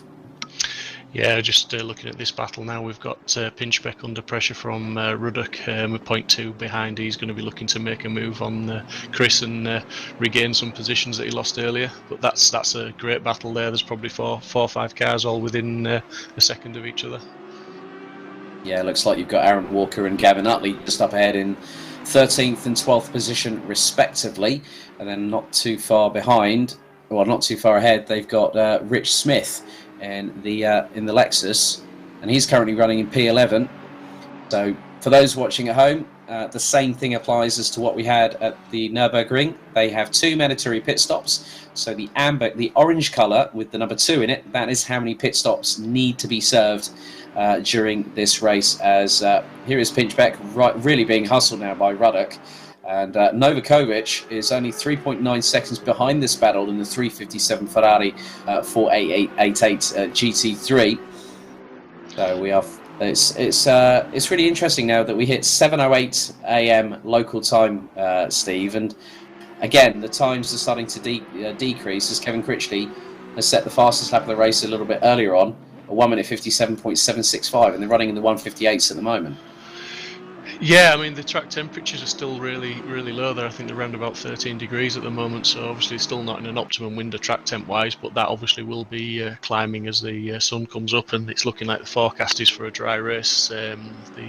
Certainly the next half hour is looking like it's sunshine, so things are just going to get faster and closer by the looks of it, and it's a bit more exciting as Walker's obviously 2/10 behind Utley, who's 2/10 behind Rich Smith, and you know it's just close battles all the way down the field. And that is customary of GT3 racing. There is Utley in the number 14 Bentley. He's got Rich Smith in the 76 Lexus up ahead, and Aaron Walker chasing him down. Walker looking to strike back and actually get away from Jordan Ruddock in this particular occasion. Oh, Rich Smith has a moment. Oh, he collects Walker. Walker unsighted there, through into the left field. Oh, crikey, Walker now in the second successive incident, and that's put him right into the jaws of Jordan Ruddock there. That is not what he wanted to happen. So Walker behind Pinchbeck is now trying to break the toe for Ruddock as they go through into... Oh, you could not... If Hollywood wanted a GT3... race scripts, I mean, we could probably throw this one at them and they still wouldn't believe it after nearly 25 minutes of racing. Yeah, absolutely speechless there. That was so unlucky, and it just looked like on the face of it was just a racing incident as well. No one really to blame. It just just one of those things. Looks like Rich just lost it, and obviously with Aaron following so close, there was no time to evade. But It set us up. The battle's still close. Yeah, there he's just lost it on the, and Aaron's not a chance there. He could avoid that. Yeah, Gavin, I think got a bit of a get out of jail free card as Ruddock again behind Walker as Utley is in 11th place, and he's 1.6 seconds behind Dave Hedges in the 88 Audi. So we did, both of us before the racing started, as that's a very good run wide there from Jordan Ruddock, and there's also a car just behind. I think that is Kakos. Yeah, Lucas Kakos in the number 13 Lamborghini Huracan. Yeah, Lucas, another man that's making his way through the field. At one point he was down into 25th, I believe, somewhere down there, so he's fighting his way through, and he's on the right day, he's definitely a top 10 contender, and he's a race winner with Simsport, so he's certainly got the pace, so I expect to see him fighting his way through a little bit further. Yeah, definitely the case. And there we have James Hartnell. He's being chased down by Steve Hinden. Hinden's also made some great progress in the number 40 Aston Martin. And just up ahead of them is Stephen Haley. Stephen, who started on P3, now down in P7, as Girato and Martin Pilkington are a little bit further up the road. But I think one of the biggest things from my perspective, having really oh, now here we go. Hinden swarming all over the back bumper is going through into Maggots, Beckett's and Chapel. And that's a really good battle there. That's a four-way scrap that's really started to come a bit more prevalent here, Steve, with a little bit of dust kicking up from the right-hand side of the Aston Martin. But I think Hinden's really on it. He's got Hartnell under notice here. Yeah, he's definitely looking to make a move as soon as possible. He's going to the outside there. I'm not quite sure that'll work, but always worth trying maybe a cutback, but not on this occasion. Maybe into the braking zone here, but we'll see. Hopefully clean. He's gone defensive. Yeah. So Ruddock seems to be really, really pressurised here. That's on the top left corner of your screen, and though Walker is being hassled by Ruddock. This is a repeat of what we saw earlier, and I think really, as they say, once bitten, twice shy. Ruddock has now, I think, sort of learnt from what's happened, and I think just Aaron Walker has been completely unfortunate in this race, as I think Aaron's going to be sort of like thinking, I just really want to keep away from him. I'm holding my breath. I just Aaron will obviously be looking to try and make a move on Pinchbeck to get a car between them. Not taking away anything from Jordan. He's a good driver. Aaron will be a little bit nervous, I would imagine, because all he's going to see in his mirror now is a Ferrari windscreen. I would imagine he probably can't even see the bonnet at this point. He can probably see the light blue shading the bright yellow banana colour there on the car, but that's probably about as much as he can see. Here's a replay now. This is Mark Neutling's up the inside of the number 8 of Henry Wardell, and oh no, Mark loses the back end.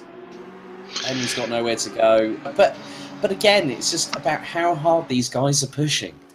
Yeah, I mean, you're pushing on the limits, and we always say, we're very surprised when we're doing lap after lap, when we're hot lapping, and you consistently round a 2-minute lap, you're still lapping within a tenth of a second every time. The consistency is key, and to do that, it takes a lot of practice, hours and hours, laps and laps. So these guys certainly put some commitment in. And Regan Mitchell has just been turned around by Ranjiv Kalsi there. So Regan, again on the back foot now. That's a real shame for the number 69 Mercedes driver. He was looking really, really strong. He got up into the top 20, and now that has dropped him quite substantially down the order. So again, Regan Mitchell having to fight back after a top 10 finish last time out, as Walker and Ruddock at each other again. Pinchbeck just up ahead, and this is a 3-way scrap. This is for position. So I think it's really, Aaron Walker's got two things to decide on here, Steve. Am I going to go for Chris Pinchbeck and send it up the inside of him, or am I, as I am doing now, having to break the concentration and keep Jordan Ruddock at bay? It's difficult when you have this this conundrum to deal with, as Ruddock goes towards the outside, heading into Village, and then he nearly got the inside run there, going through the loop. That would have been very, very close, but Walker's between a rock and a hard place right now. Absolutely, yeah. He's going to be trying to push past Chris. I mean, what Chris is thinking, looking in his mirror and seeing those two cars weaving around behind him, I'm not quite sure. He's obviously going to be under pressure as well. Yeah, yeah. So Stephen Haley, Stephen Haley lost the position there to Giarato in the 39R Motorsport blazed Aston Martin. That's for 6th place, and obviously Hartnell and Hindon not too far behind. So this is another four-way scrap. But I think really, again, you've been saying this all the way through the first half an hour. So we've got 1 hour, 29 minutes and 40 seconds left on the clock. Local time, according to the server, 7:38 a.m. Track and air temperature equal at 13 degrees Celsius. And you can just see that even in the first half an hour, we're now a quarter through this race, Steve, and we've not... I think we've seen Novakovic. Novakovic looks to be our first driver in the pits at this particular moment in time, dropping from 15th position. Giarato goes a little bit wide, coming out of Stowe and heading into Vale, and that allows Stephen Haley to close up. Hartnell and Hindon. This is a great battle here, but again, Giarato runs wide. Haley gets the position back, going through club and onto the wing straights. That was close there, but now here comes Hartley. Got the run on the pair of them. Up the inside of Stephen Haley goes Hartnell and takes the position in the 168 Ferrari. That was a great move, well timed by Hartnell there. Absolute opportunist there, fantastic. Steve will be fighting back now. He'll want to push his way back through there, and I'm sure he'll put James under some pressure now. But Giato, obviously his first time racing with us, and he's taking some big scalps at the moment. He's really impressing this evening. And he's also taking a few wide lines there as well in the process. But I think the thing is he's keeping it nice and clean. He's not trying to do anything untoward and cause any problems for himself in his first Simsport Racing event. But Ruddock and Walker still battling away, going towards Brooklands. Now this is where we saw Jordan Ruddock, as you can see, has learnt his lesson, as in, I'm not going to outbrake myself going into Brooklands. I'm going to make sure it's nice and tidy. I can get a clean run on Aaron coming through Luffield. They're going to exit Luffield now, up the gears, up to 3rd, up to 4th. I'm going to go through Woodcote at around 125 miles an hour across the start-finish line. And again, Walker just seems to be nailing the apexes, nailing the braking points, and also the power out of the corners. And that's quite important with a rear-wheel drive machine.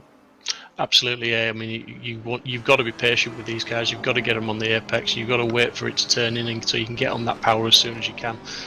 That is scary close. The trust that he's putting in his own judgment there is amazing. It's just talent, I mean, to run as close as that without actually taking anybody out. It's always side by side now. Yeah, down the hanger straight we go. Who could get the run into Stowe? It looks like Aaron Walker. He's about nearly half a car length ahead.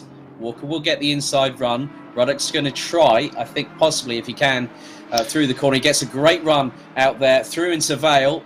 And it's going to be tight going into Club, but he's going to go towards the outside. If you're going to think you're going to send it around the outside through Club and get the inside run through into that corner, Jordan Ruddock has just absolutely nailed it. And Lukas Kakos just behind. Now, that was very close coming out of Club down onto the wing straight here towards Abbey. And Kakos now all of the back bumper of Walker. That is going to be for 13th position as opposed to 12th, as Jordan Ruddock now starts to get a breakaway in the number 17 TP12 Kessel Racing Pro ranked Ferrari. Here's Joao Diaz, and that is the number 82 McLaren of Ian Tampkin under the Jensen Team Rocket RJN colours.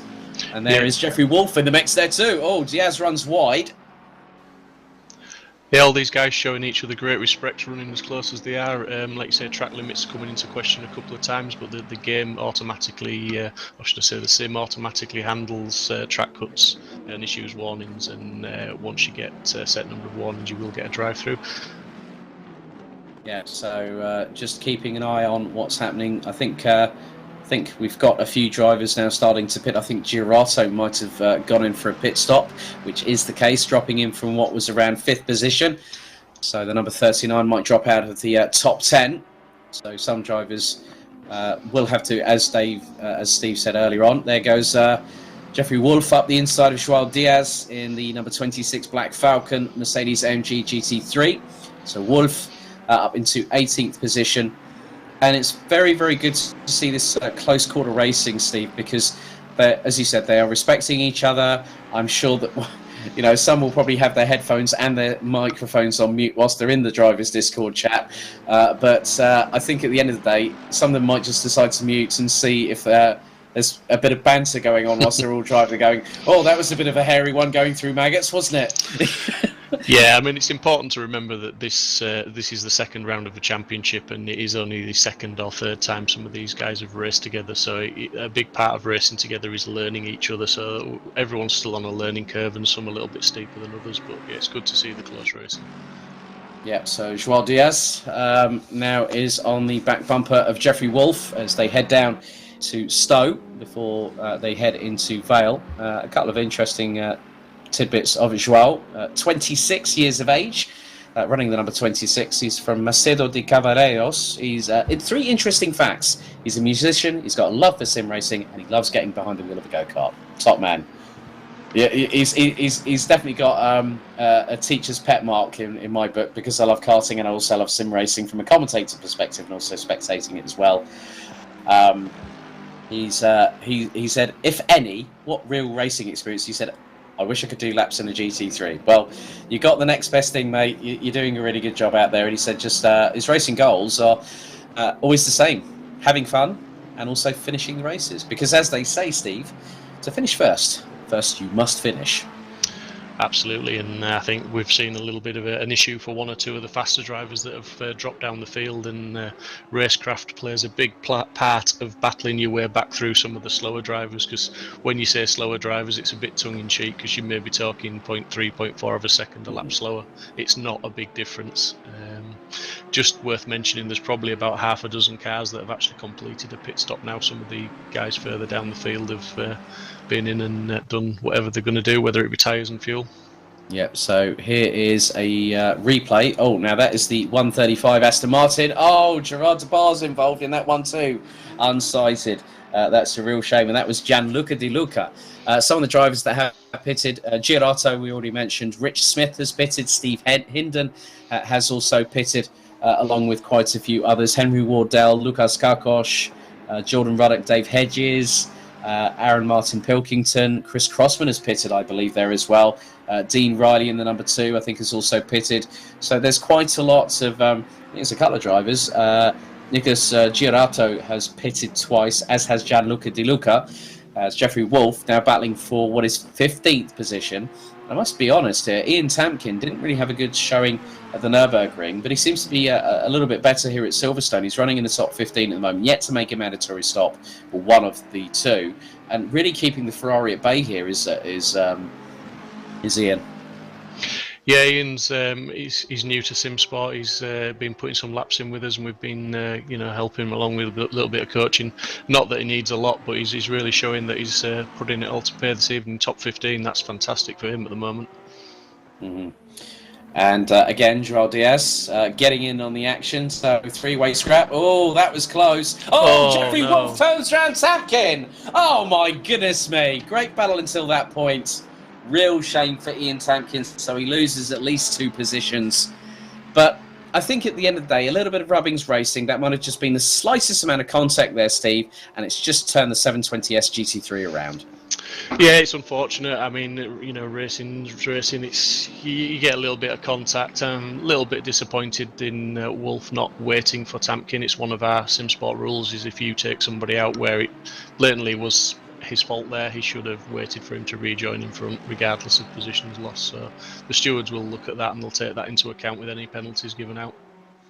Yeah, but obviously when we go to our next round, next up in just a couple of weeks' time, to Misano for 2 30-minute sprint races, and if you think a 2-hour GT3 extravaganza at Silverstone is one to go by, just wait until we go to Misano. The Misano World Circuit Marco Simoncelli, named after the late MotoGP rider running the number 58. I had the pleasure of being at Silverstone actually just after his passing. The amount of love for that man, absolutely brilliant. But it's hosted the DCM, amongst other things, where Alex Zanardi, we send our best wishes to the multi-time Paralympic gold medalist and also GT3 stalwart in his own right. he was due to take part in the Italian GT Open again with Roberto Ravaglia and Roll Motorsport in the in a specially adapted BMW GT3 car. So get well soon, Alex. We're with you. Forza, Alex, and pregando per Zanardi, praying for Zanardi. So we are coming to 40 minutes in. Steve, it's just I really can't get over the fact that we are having a 2-hour race at Silverstone, and they are absolutely not. They're not lifting off, which is the biggest thing that surprises me, because everyone wants to get one up on the other, but they want to have a lot of fun doing it as well and just really enjoy the immersive experience. And we keep on talking about the immersive experience, but from your perspective, having raced around Silverstone through previous championships, what are your favourite parts on the track?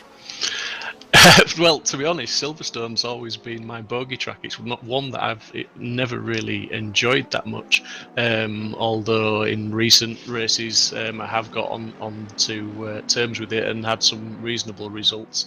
But I just love when I'm racing it now. I enjoy the fact that with the right setup on the car, it's a fast track, and it is, you can race very, very close. That's the thing that I enjoy about it, is the fact that you can follow very close, and it is a fast track.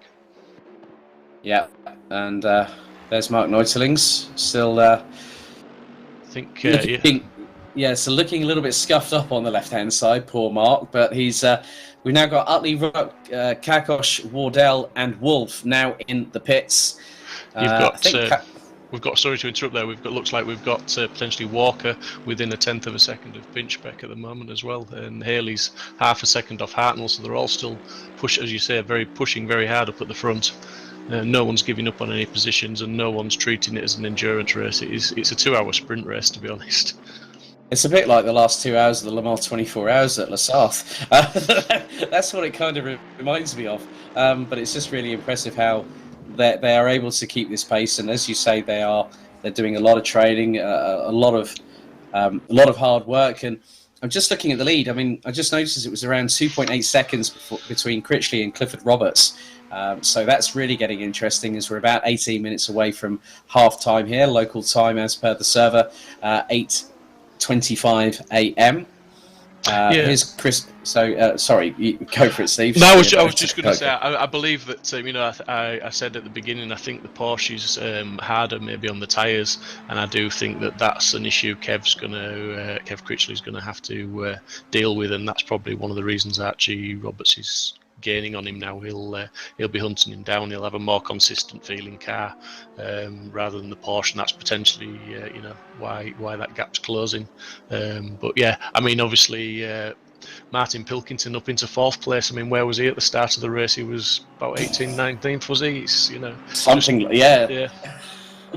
It just goes to show that if you put your mind to it, you can accomplish anything. And here's Chris Pratt in the Hub Auto Corsa 28 Ferrari 488 GT3. For those wondering at home, the white coloured numbers on the left-hand side of your screen are the Pro category, the grey ones are Silver, and the red ones are the AM. Now that was not what Chris Pratt wanted from Magnus Beckett and Chapel.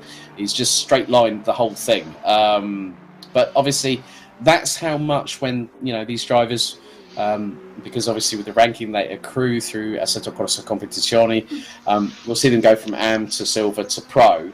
And it is a learning experience. It's not just about going for the race victory, but it's also about taking part, getting to know the people. People are very helpful in Simsport Racing. It's about promoting clean and fair racing. Everyone gets on with everybody. They don't have a bad word to say about each other. So like for people like Chris Pratt, it's a really good way of just pushing forward. As I see that Bowman in the number 12 Mercedes has got a stop go 30. Yeah, I'm guessing he's done a pit stop, so that's potentially for speeding in the pit lane. That seems about right, the right sort of penalty for that. We've got a few of the top guys have pitted now. Pilkington, as I was just saying, how well he was doing, he's pitted, so he's dropped down to 10th. Diop's down to 9th, so that's promoted a few guys further up the field. So it'll be interesting to see what strategies they are running. Yeah, that will be very, very interesting to see, and we will see as things proceed. 1 hour, 15 minutes and 43 seconds to go. There is Chris Pinchbeck in the number 43 Aston Martin, running under the Garage 59 colours, and not too far behind, I think, is that is that Aaron Walker behind him? I think, I'm not sure. Can't really make out, but yes, yeah. So Aaron Walker now becoming the sort of recipient, but let's not forget he's got to still serve 2 mandatory pit stops. So this is the opportunities we see Gerard de Bar and and that is Regan Mitchell. They're with each other right now. So Regan Mitchell looking to try and get past the number 20 Audi, running the Team Absolute Racing colours. Yeah, Walker. I think Walker will be going up for the 60-minute pit stop, and then he'll be just swapping tyres and taking a little bit of fuel, I think, and then doing a splash and dash in the last hour, I would imagine. Regan Mitchell really pushing on. He's been really unlucky this race. He had a couple of incidents that weren't really his fault, pushed him back down the field, but credit to him, he's battling back, and he's still got time. He's got another 1 hour 14 minutes to get as high up as he can. He's done one of his pit stop as well, so that's worth bearing in mind that he's only got 1 more to go, so he's possibly out of position on pit stops. I think I'm very much in agreement there, because it's interesting about the different strategies that drivers will have as such as they proceed through the race. And now he's got a gap of nearly 6/10, having got past Gerard de Bar there quite cleanly. And I think that was through into club that he got the position back to him. And he's got a big mountain to climb. But then Gianluca De Luca from 23rd place now pits in many respects. So I think really, as you say, Steve, Regan Mitchell, he might have a bit of a mountain to climb, but he's got over 1 hour and 10 minutes to do it, to see if he can get into maybe, say, the top 15, so he can score points. And 15th place in terms of this race will be 24 in the bag. And it's quite interesting to see that with 30 minutes, it's 30-minute race. So if you get the double at Misano in a couple of weeks' time, you take 50 points away from both races. Then you got 50 for the 60-minute race, 75, which Chris Crossman got last time out at Nurburgring for our 90-minute season opener, but then 100. And it really will sort of change things around, because it's not just about looking at just one race. It's looking at the whole 10 race evening calendar over 20 weeks to look to make that assault towards a potential of being the champion for ACC Season 3. Yeah, and just to throw something else into the mix is, because it's a 10-round championship over such a long period of time, we do drop the lowest scoring round for each driver as well. So there's points. If someone's scored in every round, some points will be taken away. The lowest scoring round will be deducted. So the calculators are going for the last round usually in our championships. Hear those Casio calculators clicking away even at round 2.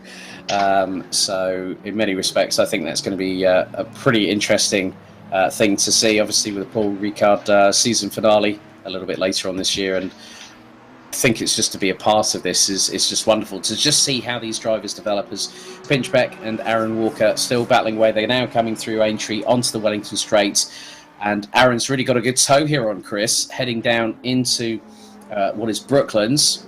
Gets a good braking from both drivers there, and they've got Abdoulaye Diop not that far behind either in the 910 Antelope Racing Audi. They come through, power out through Luffield, up the gears once again, and they're going to take as much tarmac and curbing as they dare, going through Woodcote and across the start-finish line around nearly 140 miles an hour in 5th gear. Then heading into Cops, down through in braking from 149 or so. Now that was a bit of a run wide there from Chris Pinchbeck, and Aaron Walker there was just quite textbook and very much in his approach and just slingshotting past Chris going into Cops. Yeah, I think Chris is showing great maturity and consistency in this race. He's been on camera quite a lot of time because he's been in the front of people battling him, but he's just kept his head down. He's kept putting the laps in. He's up to 7th place at the moment, albeit he's got 2 pit stops still to make. So let's see where he comes out once those are done. But he's just running his own race. You saw Aaron make the pass there, but Chris just slotted back in behind, and let's get on with it. Yeah, he's got one of the Emil Frey Jaguars just behind in that iconic XKRS. I mean, for those wondering about me, at one point I did actually work at a Jaguar Land Rover dealer. We saw quite a few XKRSs, as in the road-going versions, not the GT conversions that Emil Frey brought to GT3 competition. And I've got I know someone who I actually work with that has this absolutely pristine. It's still in their unit, in his unit, absolutely priceless, dark metallic red XKRS, and it's got like 1,500 miles on the clock, personalised plate and everything, and it's about 8 years old. Absolutely fantastic, immaculate example. Just to jump in there, I'm noticing that Archie Roberts has pitted. He closed the gap down to 1.5 seconds to Kev, and he's decided to come into the pits. So let's see where all this comes out in the wash as it works. He was obviously maintaining a faster pace than Kev. Yeah, Stephen Haley looks to have pitted as well. There's Girato getting past Neutelings for what is P11, but Girato has already done one pit stop. It looks like he's been in the pits twice, probably once for a track limits infraction, which has meant a stop-go penalty.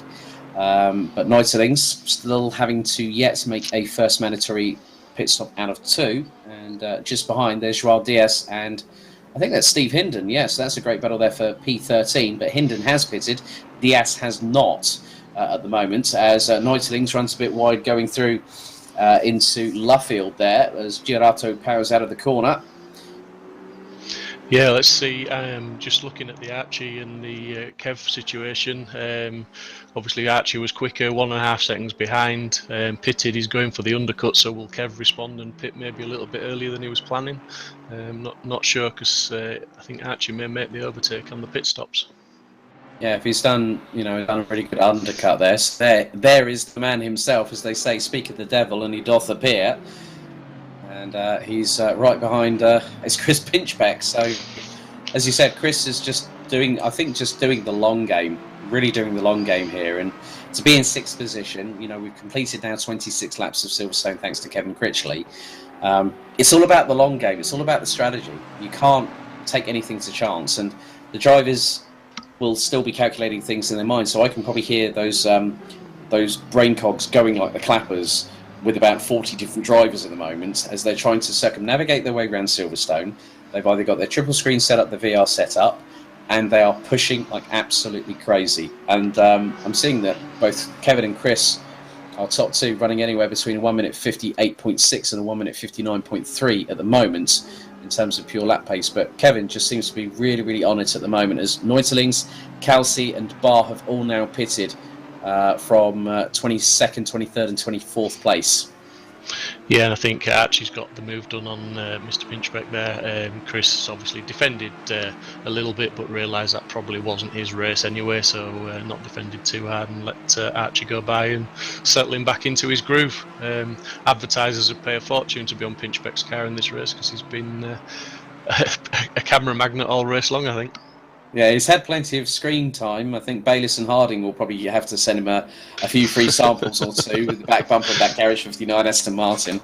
But really nice to see. I mean, I mean, through my travels in the paddock, obviously Team WRT are not just aligned with GT3. They've Vincent Voss and the team in Belgium. Really great people. I do also have a very distinct interest in DTM, the Deutsche Tourenwagen Masters. They also race in that with Ferdinand von Habsburg. I think they've also got Fabio Scherer and Ed Jones, formerly of IndyCar, in DTM this year, which gets their season underway very, very soon. But lovely to see all this wonderful cacophony of colour on GT3 cars here, Steve. Just such a diverse range of colours. I mean, obviously the Team Rocket, Jensen Team Rocket RJN colours. That's the one that James Baldwin, world's fastest gamer 2 winner, he's running in that car this year in those very colours in the 22. It's just really good to see that the amount of diversity of colour is just an indication of just how colourful GT3 racing has become, and the liveries sometimes have just been absolutely stand out. Yeah, and this season we decided to promote the fact of using the in-game liveries rather than the custom skin editor. It just brings a little bit more realism to it, and as you say, it looks good. It's visually pleasing. So yeah, the guys have done a great job picking the teams, and the guys who organised the entries, making sure not everybody picked the same skin teams, as it were. Some great looking cars. Yes, indeed they are. Indeed they are. It's wonderful, whatever motorsport category that you love, whether it's GT3, single-seaters, touring cars, Formula Fords, even the old radio-controlled cars, which still actually, there's a lot of that going on in Europe still to this very day. If you are a motorsport fan and the goosebumps go on the back of your neck when a race car sounds up, even if it's virtual, you know that you're a true petrol head through and through, and I'm definitely one of them. That's why I've ended up talking. You know what they say is those that can't drive talk about it, and I've definitely ended up being one of them for the last 3 seasons or so. So just watching Archie flashing his lights there as he laps. I'm not sure if it's Ian Tampkin he's lapping, but he's lapping someone. Interestingly, though, he's coming up behind Hedges, who's obviously his teammate. So will team orders come into play? Will Hedges let him by? Because Hedges has got 2 stops to make, so he's technically out of position, which I think he's just done that. Yeah, that's definitely the case. Not a problem at all. So 1 hour, 4 minutes, 35 seconds. And here is Dave Hedges, yet to make a pit stop, but still plenty of time left for him to serve them. Rich Smith and the number 76 Tech 1 Racing Lexus RCF GT3. Used by Jimmy Vassar's car company over in the US. Trying to remember that. I know that Shane Van Gisbergen was running in their colours in the IMSA virtual season that happened in the last couple of months or so whilst we've been in lockdown. But I think one of the biggest things is that by being able to provide this opportunity for people to, irrespective of their daytime job, whether they're a student or whether they're in IT or no matter what walk of life you come from, you can do an Emanuele Pirro, do the old desk version like you did in the race for that, but then you can still have the opportunity to get yourself a set of pedals, a gaming PC, your monitors and everything, and still have a really good laugh doing it. And that's what I love about Simsport, that it's the fact that it's welcoming everybody. As here we have Kevin Critchley having a really good. Now look at the gap he's got. Now Chris Pinchbeck. Now Dave Hedges is in the pit, so obviously Chris Pinchbeck.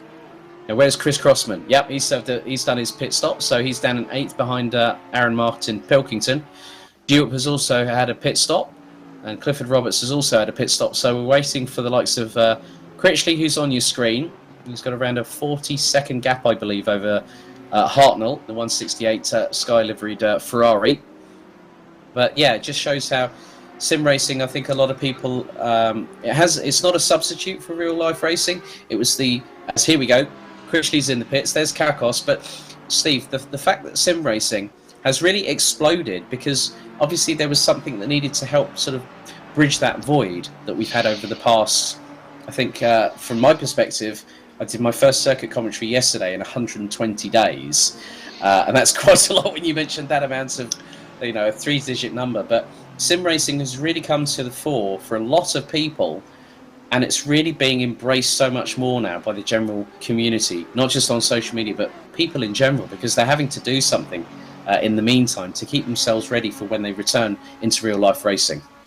Yeah, and I think the sims are evolving and they're getting better and better and better. And I mean, in ACC, the guys are using Motec, which is real world software to set cars up to get to look at overlays and see how suspension's performing, steering inputs, throttle input. So there's a lot of serious stuff out there that makes it more realistic and allows you to get more involved with car setups and things like that. It's not just point and click and guess anymore. As we see Kev leaving the pits now, it'd be interesting to see where he comes out in relation to Archie. Yeah, so there is Lukas Kakos. We are 90 minutes away as Joao Diaz has got a stock go 30 for his troubles, and he's also in the pits too. So I think the 26-year-old not having a great run at the minute. There is Kakos, the only Lamborghini Huracan GT3 Evo that is being used in Simsport Racing Assetto Corsa Competizione Season 3. There is Archie Clifford Roberts, and he is currently in P3. No, he's P2 as Hartnell's now pitted. Hartnell has now pitted. And that is Kev in front of Archie as well. The gap is still at 1 second. Ooh, now this is definitely looking very, very interesting. And the anticipation again, when you get a battle for the lead, we've seen some great battles up and down the order. I mean, from a real life perspective, yesterday I was doing a 4-hour commentary at Rye House, and the top 3 were line astern for 50 minutes. and it was a 4-hour endurance race, and I was absolutely gobsmacked. But I still get gobsmacked coming back to commentate on this kind of racing, and it's just as exciting because with the twists and turns, you don't know what is going to transpire, who might have an incident, who might have a stock go 30, who might have actually decided, I've run a bit short on fuel. And now, ladies and gentlemen, we're halfway through round 2 here at Silverstone. 60 minutes down, 60 to go. And 1 second separating first and second place. That's incredible. I mean, Archie Clifford Roberts has been on absolute fire, and Kevin Critchley must be thinking, hang on, has he had his Weetabix this morning? Because he's definitely got the fire in the belly stoked as they now go through into. Archie's he's got the hammer down, but there's not going to be an easy pass on Kev. I can tell you that for nothing. Kev will he'll drive his lines, and the speed differential, as we've said before, it won't be that great that it's easy for Archie to make a move anywhere. He's going to have to force a move somewhere. He's going to have to open a door that's potentially closed, but it's going to be good to watch. Well, they do say a little bit of rubbing's racing, as long as you don't turn someone into a spin. Chris Pinchbeck now pits in the number 43 Garage 59 Aston Martin. And down into Stowe goes Archie Clifford Roberts. And the gap now, 0.933 of a second, and getting closer and closer all the time. Drive through now for Aaron Martin Pilkington. Oh, that's a real shame. Real shame. He'd made fantastic progress, and he's in a genuine 4th place, so that's not good. Just to go back to what you were saying about the realism as well, and the immersion of it all, things like this, the stream. When we announced that we were streaming this season, that created a real buzz for the guys, because they know that everything they do now, it's potentially on screen for everyone to see. They finish the race, they can go back, they can watch it, and it's not just a replay file from ACC. It's actually on YouTube, Twitch, wherever they can go watch it and review it back with myself commentating, and it just adds that extra bit of realism. They've got the friends, the family watching, and hopefully lots of people are sharing the stream. Yeah, well, I can see that we have had some comments in. We've got a thumbs up on the on Simply Race YouTube channel. Obviously, there's those watching on the Simsport Racing channel. Let me not forget to head to the official website if you want to sign up for a reserve. I know that there are places available for reserves. If memory serves me correctly, Steve, you can head to simsport-racing.com and sign up. But there are people, as you say, it is going to chop and change over the next. After this one, it's going to be 60. It's going to be another 18 weeks, but another 8 race evenings. It's going to be quite interesting that people will be able to sort of sign up to it, and if they've got a bit announced about Assetto Corsa Competizione, and they've got a car that they can run with and a livery they can use. Now, someone's gone off very, very wide there. Now, who was that? That was I think that might have been Joel Diaz or maybe Regan Mitchell there. That's just gone off the track there. So, yeah, I mean, people can still sign up as a reserve and, log on to the Discord channel and sort of like say hi and introduce themselves, that kind of thing, can't they? Absolutely, and Simsport's more than just this league. We do have other things going on. We've got other things in the pipeline. Everyone's welcome to sign up. We have public servers open.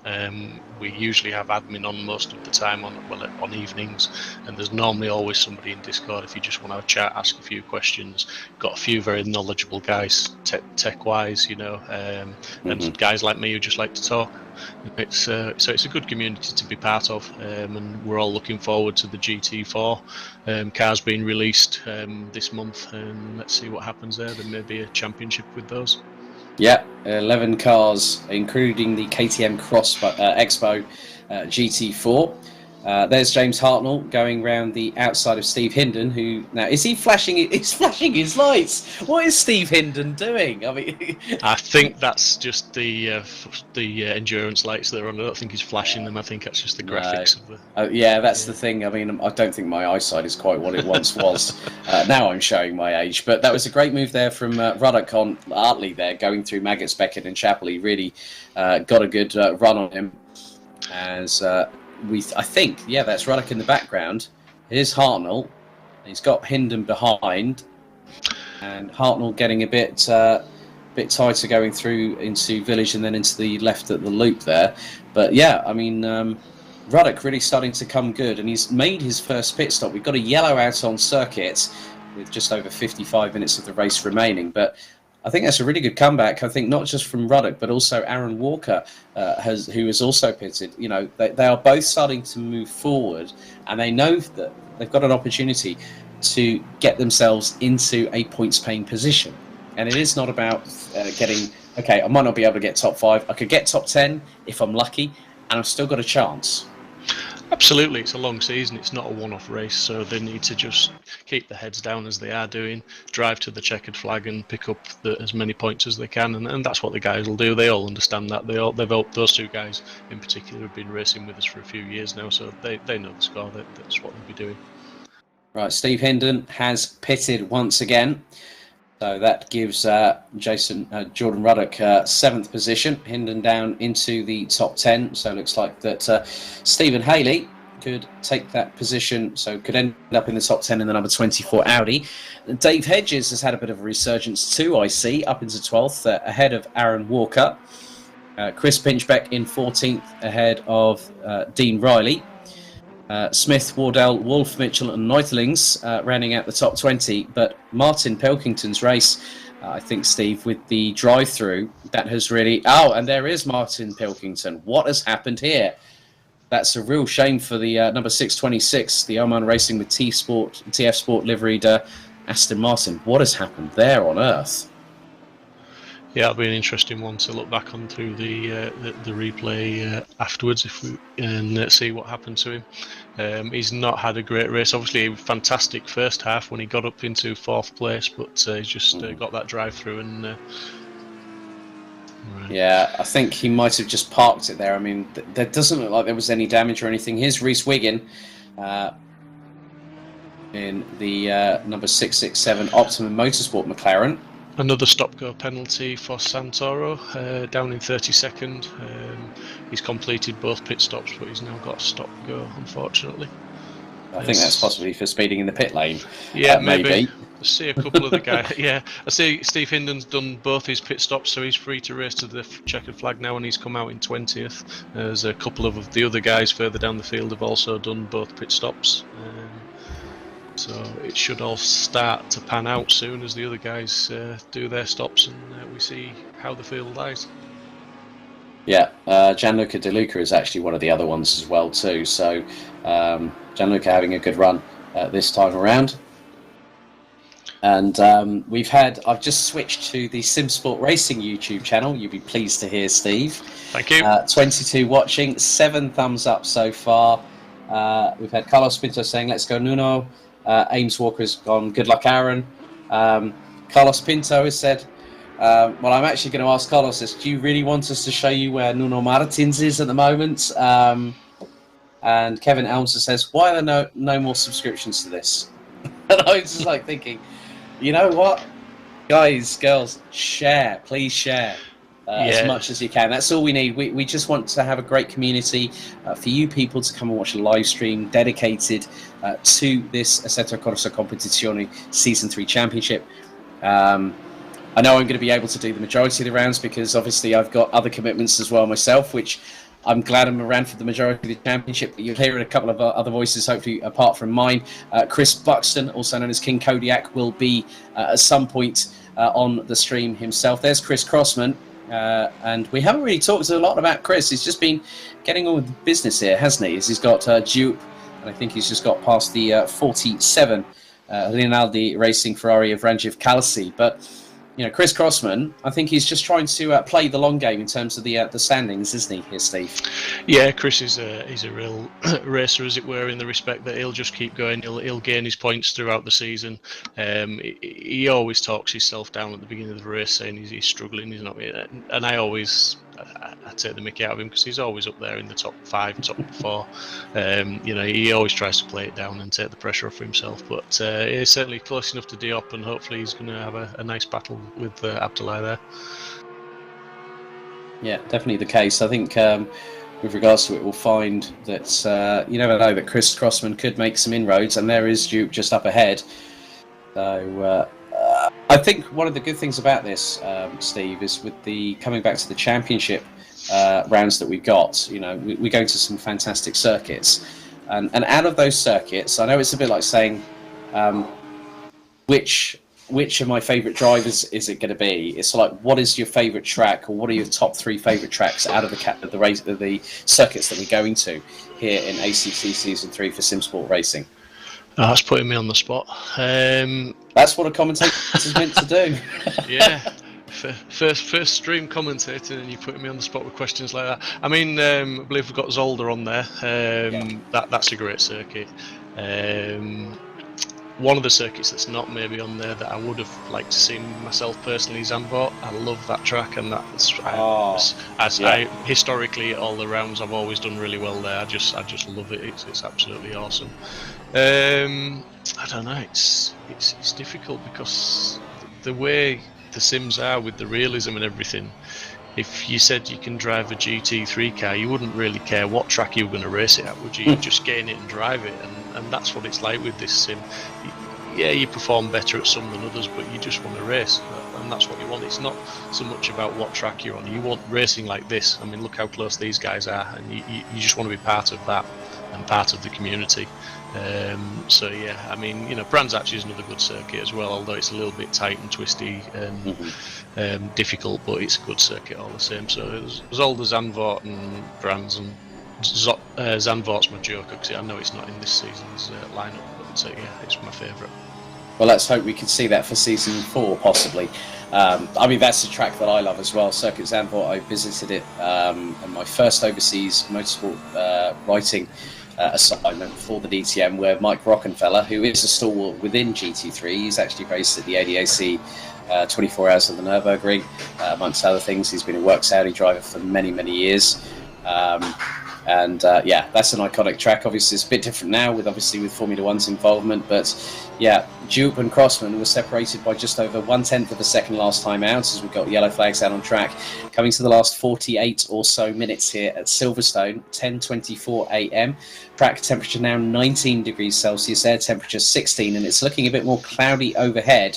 But good to see that the track temperatures are increasing. That's going to help some of the cars to push forward.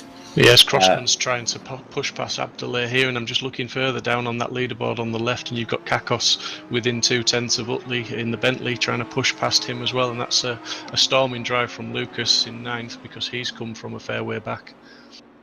Yeah, very much the case. So, yeah, he's got past Utley. That's P8 in the bag for the Lamborghini.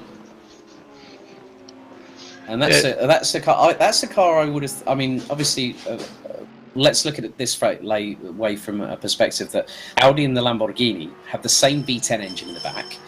They have the same drivetrain, but they have a very, very different skin. But in other respects, what a lot of people don't realise is that you have a Lamborghini that is meant to be fast, brash, aggressive, powerful in the way that it's styled, and the Audi is a bit like the sleeper.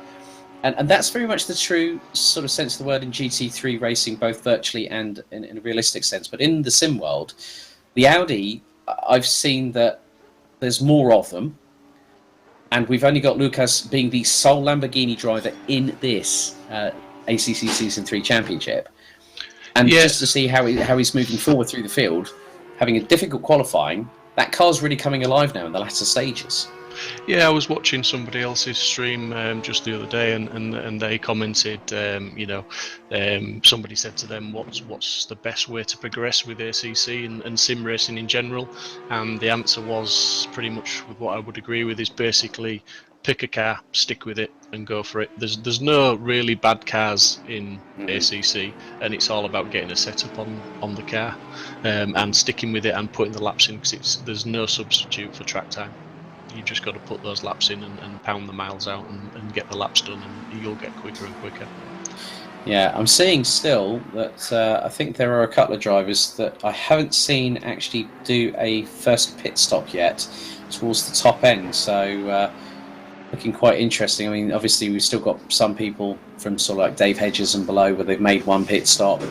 They've still got another one to make. So now we're going to get into that moment. I think that the key talking point now, Steve, is with regards to the strategy for the last 45 or so minutes. It's about who's going to pull the pin on the grenade and decide, right, I'm going to leave it to the absolute last moment.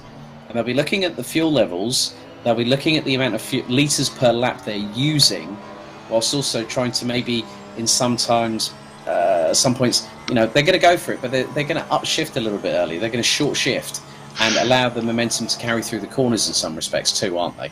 Yeah, and I mean, you've got such as Chris Crossman here, who's no doubt about it, he's being held up now because he's right on the back bumper of Abdullahi, and he's got another pit stop to make. So depending on what he's doing tyre-wise, but you would think, well, should he just go in there, do his splash and dash and get the pit stop out of the way and maybe come back onto the track? But then when you look at the timings on the track, who's he going to come out with? There's no easy overtakes out there, not in the top 15 certainly. So it's a difficult one to call strategy-wise. When do you pull the pin and make that last and final pit stop, and to see where you're going to pan out? They'll make the decisions, and it'll all come good at the end. I'm sure Chris he'll still be there. Yeah, Durato pits from P5, so that'll be number 39R Motorsport Aston Martin's last pit stop. Chris Crossman really now trying to size up Duke for a move, and now that is how you come out of a corner very, very quickly, looking to try and make sure it happens as they go through the right at Abbey, into the left at Farm Curve. They're pushing over 130 miles an hour as they'll then get quickly on the anchors down into Village. Duke takes the tighter line. Crossman really does a bit of a late braking job there, down into first gear through the loop. Let's see if Crossman in the Porsche gets a good run. He does. That's a great move. Absolutely great move. I think Duke might have just lost it. He's run wide, all four wheels off. Oh, onto the grass he goes, kicking up the dust in the Audi. But great textbook move there by Chris Crossman as they head into Brooklands. Absolutely fantastic racing there from both guys. Brilliant drive from Chris there. He made the move and he's made it stick. He was very difficult for the Porsche, as I've said before. The Audi's got the legs on it, and Chris did really well to make that move. Just looking further down there, and I mean, we've got Walker and, dare I say it, Pinchbeck again, and Riley all there within a second and a half, battling close. So that's Chris still getting into the thick of it. There's battles all the way down. It's absolutely awesome racing. Right, here's a little bit of a replay here. And this is one Ferrari on another. Oh, no. That is the number 47 of Kalsi. Now, what was the other car that was involved? I'm thinking, was it Isailovic? Possibly looks like the 111 that was the one that was involved there. And that was for 23rd position on the road. And Isailovic, I mean, he had an absolute disaster at the Nurburgring. He was one of the 4 cars that got collected in the Turn 1 incident. And again, for the second race for Adam Isailovic in a row, I really feel sorry for him, because some drivers get all the luck and then some drivers just get absolutely none whatsoever. It's part of how you learn in your development as a sim racer. Absolutely, and those guys are 2 great guys that are always on Discord, always there chatting away. 2 very friendly chaps, so I'm sure they'll just get their head down, get on, and just put it down to experience. Oh no, that's the number 12 and the 18. That's Chris Bowman in the Ram Racing 12, and in the 18, that was Nuno Martins. I'm sorry, Carlos Pinto. That's probably what you didn't want to see just then. Nuno Martins just going into the side of the Ram Racing Mercedes. Well, we try and please everybody, as Wardell has now pitted from P16 in the number 8 Porsche. But Chris is really starting to get some legs on Abdullahi. That is about 1.6 seconds. There is Nuno Martins. Not exactly what he wanted. And Santoro looks like he's in the pits. He's got to stop go 30. Gerard Zabar in the pits. Chris Pratt in the pits. Wardell in the pits. So I think probably I think really with a lot of drivers not having made their second stop yet, I mean, including these 2 here, James Hartnell and Jordan Ruddock, 2 Ferrari 488 GT3s battling it out over what is 5th on the road. And Ruddock has really, after his initial contretemps, let's say, between him and Aaron Walker, has really come good. 41 minutes exactly on the clock remaining. He's really started to come good, and the temperature's now coming up, so it's going to help the Ferraris a little bit here, because he's now going to try and see if he can put the frighteners on James Hartnell. Track temperature 21 degrees, air temperature 17 degrees So it's probably with the way that the weather is looking at the moment, it's looking a bit cloudy, a little bit muggy out there, but it's helping the tyre temperatures and the brakes for all the drivers concerned. Yeah, absolutely. It looks like Jordan's going to maybe try and make a move here. He's tucked right up behind James and in the slipstream. Yeah, down Hanger Straights, heading towards Stowe. Pulling to the outside is Ruddock. And he's going to try and sweep in. It's a really good judgment call there, as they're now going to go through into Vale. He's about half a car length behind Hartnell, down into Club. Now, is he going to do a repeat of earlier? He is. He is. Can he get it done, though? That's the biggest thing. No, he runs a little bit wide. Oh, a little bit of front wing panel bashing there. But Jordan Ruddock does exactly what he did earlier on, and he's just done a great move. And here is Lukas Kakos. Kakos again. He's come from absolutely nowhere. I mean, the the Lamborghini has been scything its way silently through the field like an Italian assassin, and has just really done a great job as Rich Smith comes in for the final time in the Lexus RCF from what is 15th on the road. So great job there, Steve, wouldn't you agree, from Jordan Ruddock? Absolutely timed it well. Absolutely, it's perfect. It was almost a carbon copy of the move on Walker earlier on, although the little bit of paint was traded there, but I think that was just a bit of race rub in there, nothing too dramatic. But yeah, as you say, Lucas right on the back of these two now, and I'm sure he'll be looking to try and put a move on Hartnell as well. James is an outstanding driver himself. Hartnell, really good lad, really quick on his day, so he'll not make it easy for Lucas, but yeah, Lucas has done really well to get up to 7th place from way down on the grid. Yes, both Kakos and Utley now serving their final pit stops here at Silverstone. Just under 39 minutes to go, local time as per the server, 11:02 a.m. And here is Stephen Haley, now up into what is going to be 7th position as he goes past the pits in the Hitotsuyama 24 Audi R8 LMS GT3 Evo. Yeah, I'm thinking the guys that are pitting now, Alex. Sorry to interrupt. I think they'll be taking tyres. These are the guys that have probably taken tyres on both pit stops, and then the top guys that aren't pitting will probably pit. Some of them maybe even with less than 10 minutes to go. I'll just go in for a 1 litre of fuel and come out. So you'll see some more or less just drive-throughs. Yeah, Abdoulaye Diop has also pitted in the 910 Santalok Racing Audi. So Stephen Haley now in P6, and Hartnell is now a further 0.8 of a second, so away from Ruddock. But Archie Clifford Roberts has done a really good job in P2 at the moment, but Critchley, quite crucially here, has got 7.2 seconds in hand. It is about a case of trying to see if he can push a little bit further forward, but not push the car too hard, let's say here, Steve, as Haley wrestles his way through into Abbey and Farm Curve.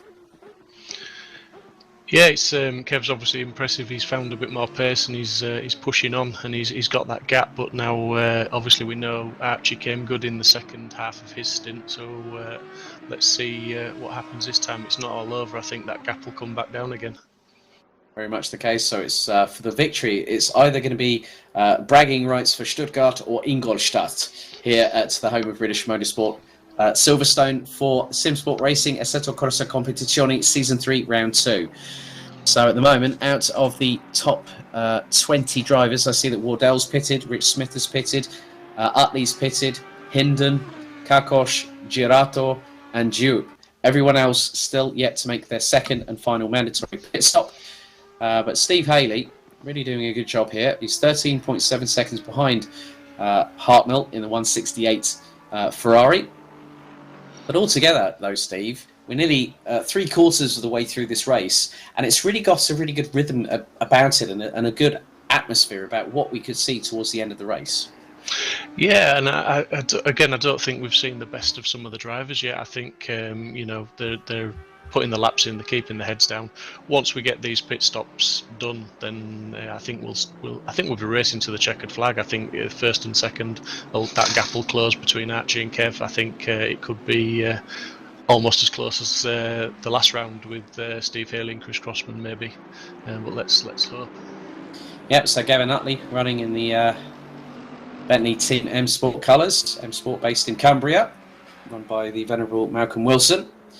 Obviously, there was the big news quite recently that M Sport were withdrawing as a works entry within GT3, which is a shame. Obviously, with the current situation in motorsport, it's not been easy for a lot of teams, both manufacturer entries but also privateers, where they're having to find the budget for it. But good to see that the 100 livery is on that car. There is the Tempesta Racing liveried Ferrari 488 GT3 of the 168 of James Hartnell still circulating in P5, but already Jordan Ruddock, Steve, has pulled out a gap of nearly 2.3 seconds in just a couple of in just around about 7.3 miles here at Silverstone. Yeah, it's a good recovery drive from Jordan. Obviously, had those incidents earlier on, but he is a quick driver. He's kept his head down. He's not let the incidents affect him. He's basically got points in the right direction and got going again, and he is up into probably what is almost a genuine fourth place.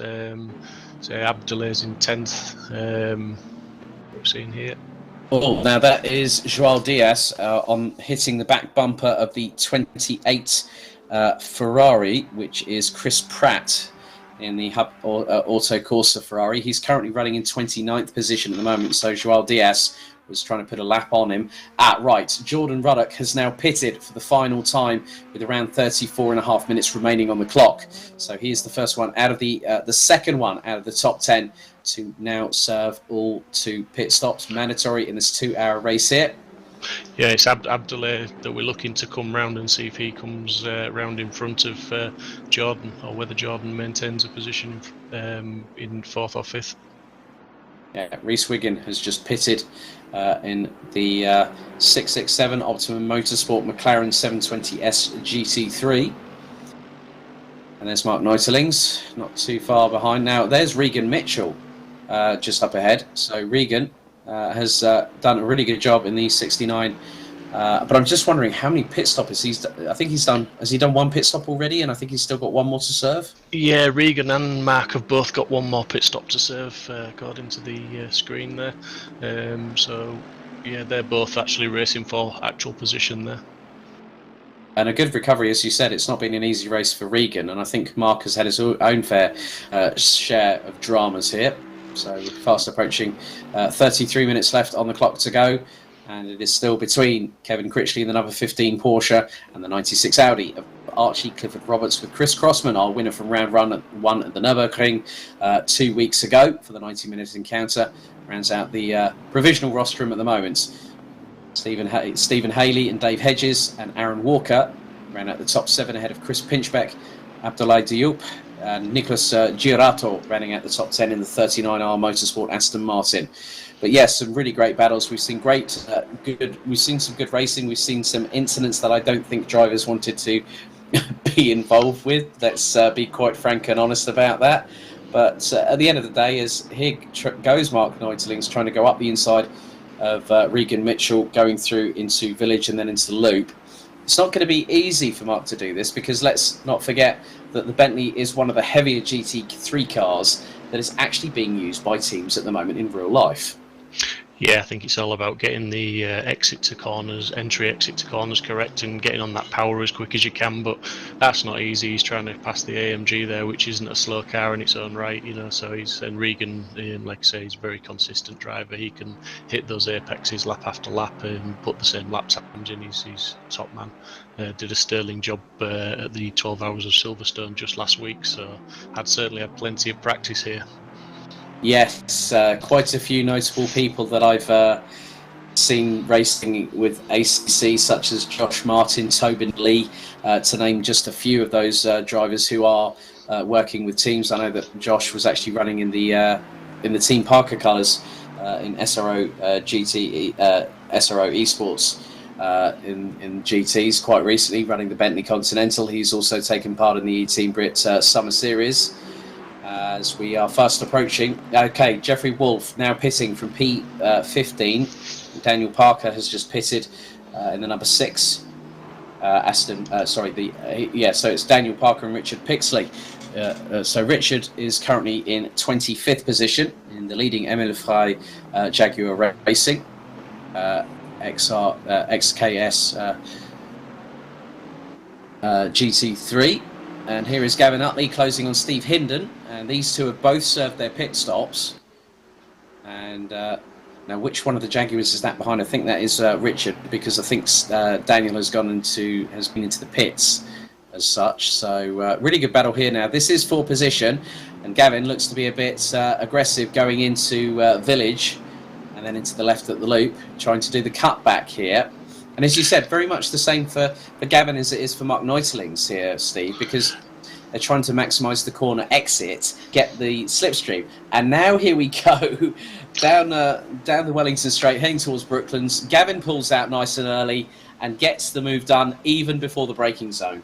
Yeah, but he's just missed out there. He just couldn't hold it in there, and Hinden's got back round him again. But Gav did exactly what he needed to do on the lead onto the straight there. He took a slightly different line, which allowed him just to get on the power that bit sooner. So he had the run on Mr. Hinden there, but yeah, just couldn't hold the tight enough line to keep the position.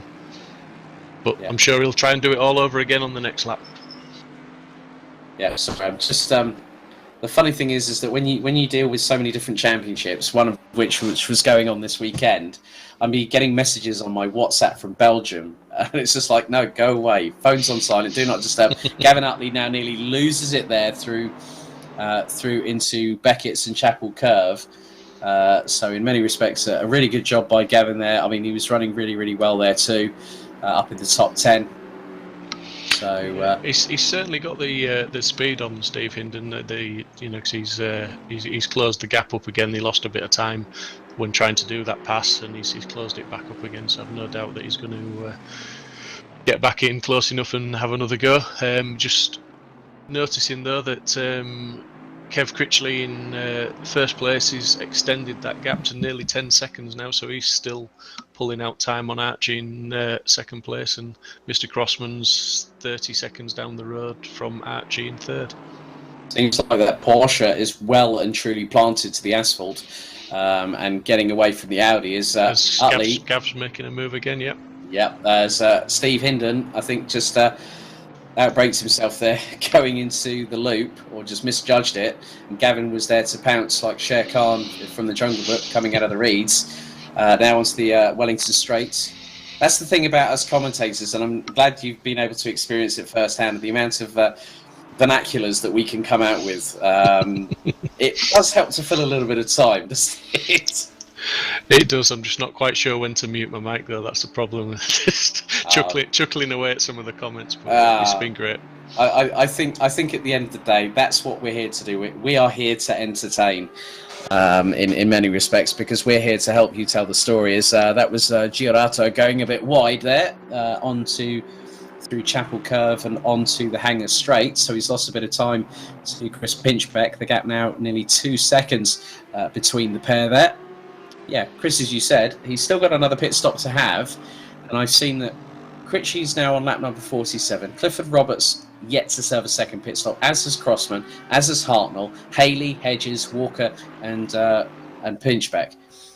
The biggest thing that I'm going to see is I'm looking forward to seeing who pulls the pin on the grenade last, and is the one that really, really makes it work, because there's no pit stop window as far as I'm aware here, Steve. No. So they could run to, like, say, if they've got enough fuel to, like, say, 10 to 15 minutes before the end of the race, they've got enough of a gap to do it, which is what I've got a feeling that if Kevin Critchley does that and pulls away and he's on new rubber, he doesn't have to put so much fuel, the car's going to be lighter, a bit more balanced, a bit more poised, the grip's going to come to him earlier in some respects, because obviously, let's not forget, the Boxer engine on the flat six in that Porsche will be over the rear wheels. So having that weight there gives an advantage to the rear tyres. The grip can come a bit more prevalent there.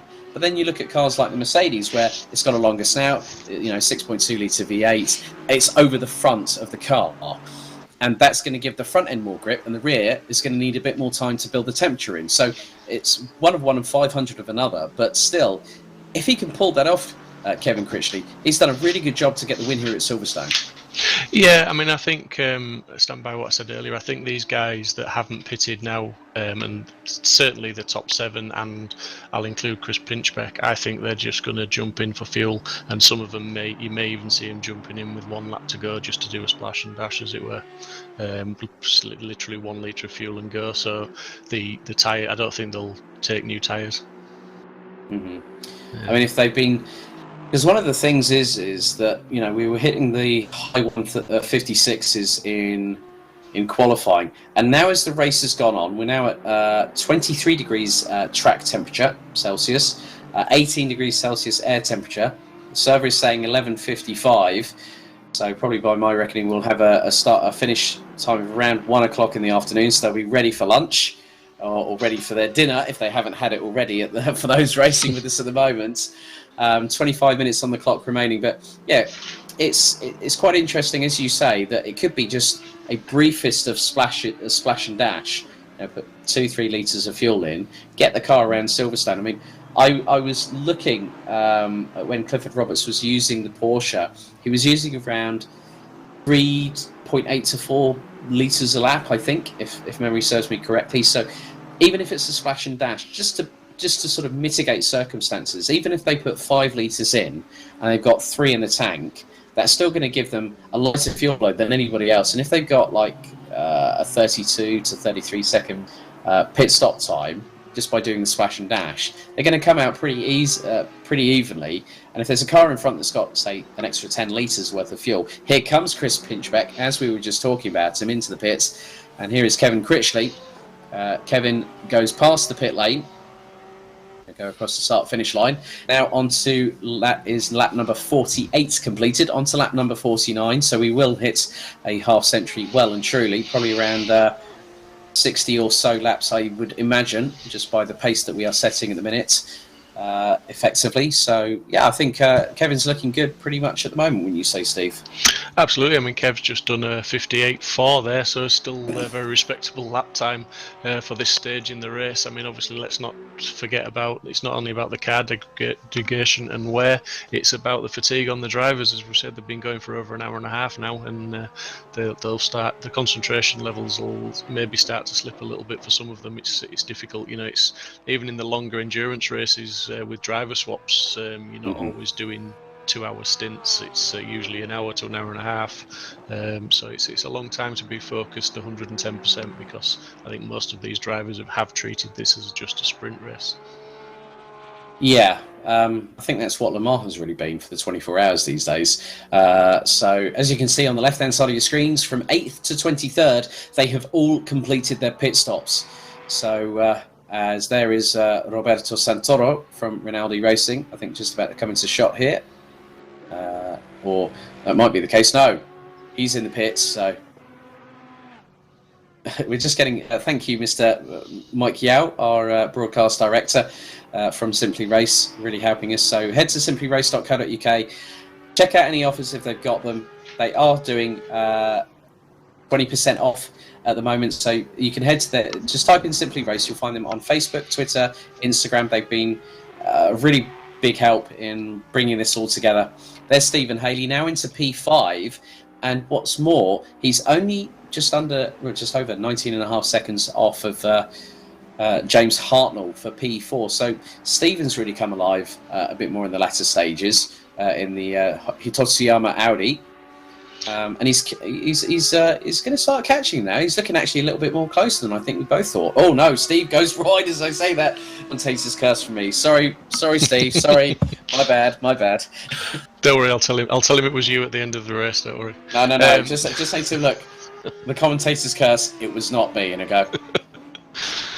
No, that was probably Steve reaching over for that lubrication we were talking about earlier. Yes. Trying to keep himself fresh. But Steve, I've known him for a number of years and raced with him. Very, very good friend. But he will not give up. He'll be racing for that 4th place, even 3rd place. But he'll definitely be on for that 4th place. He will not back off until the checkered flag's dropped. Yeah.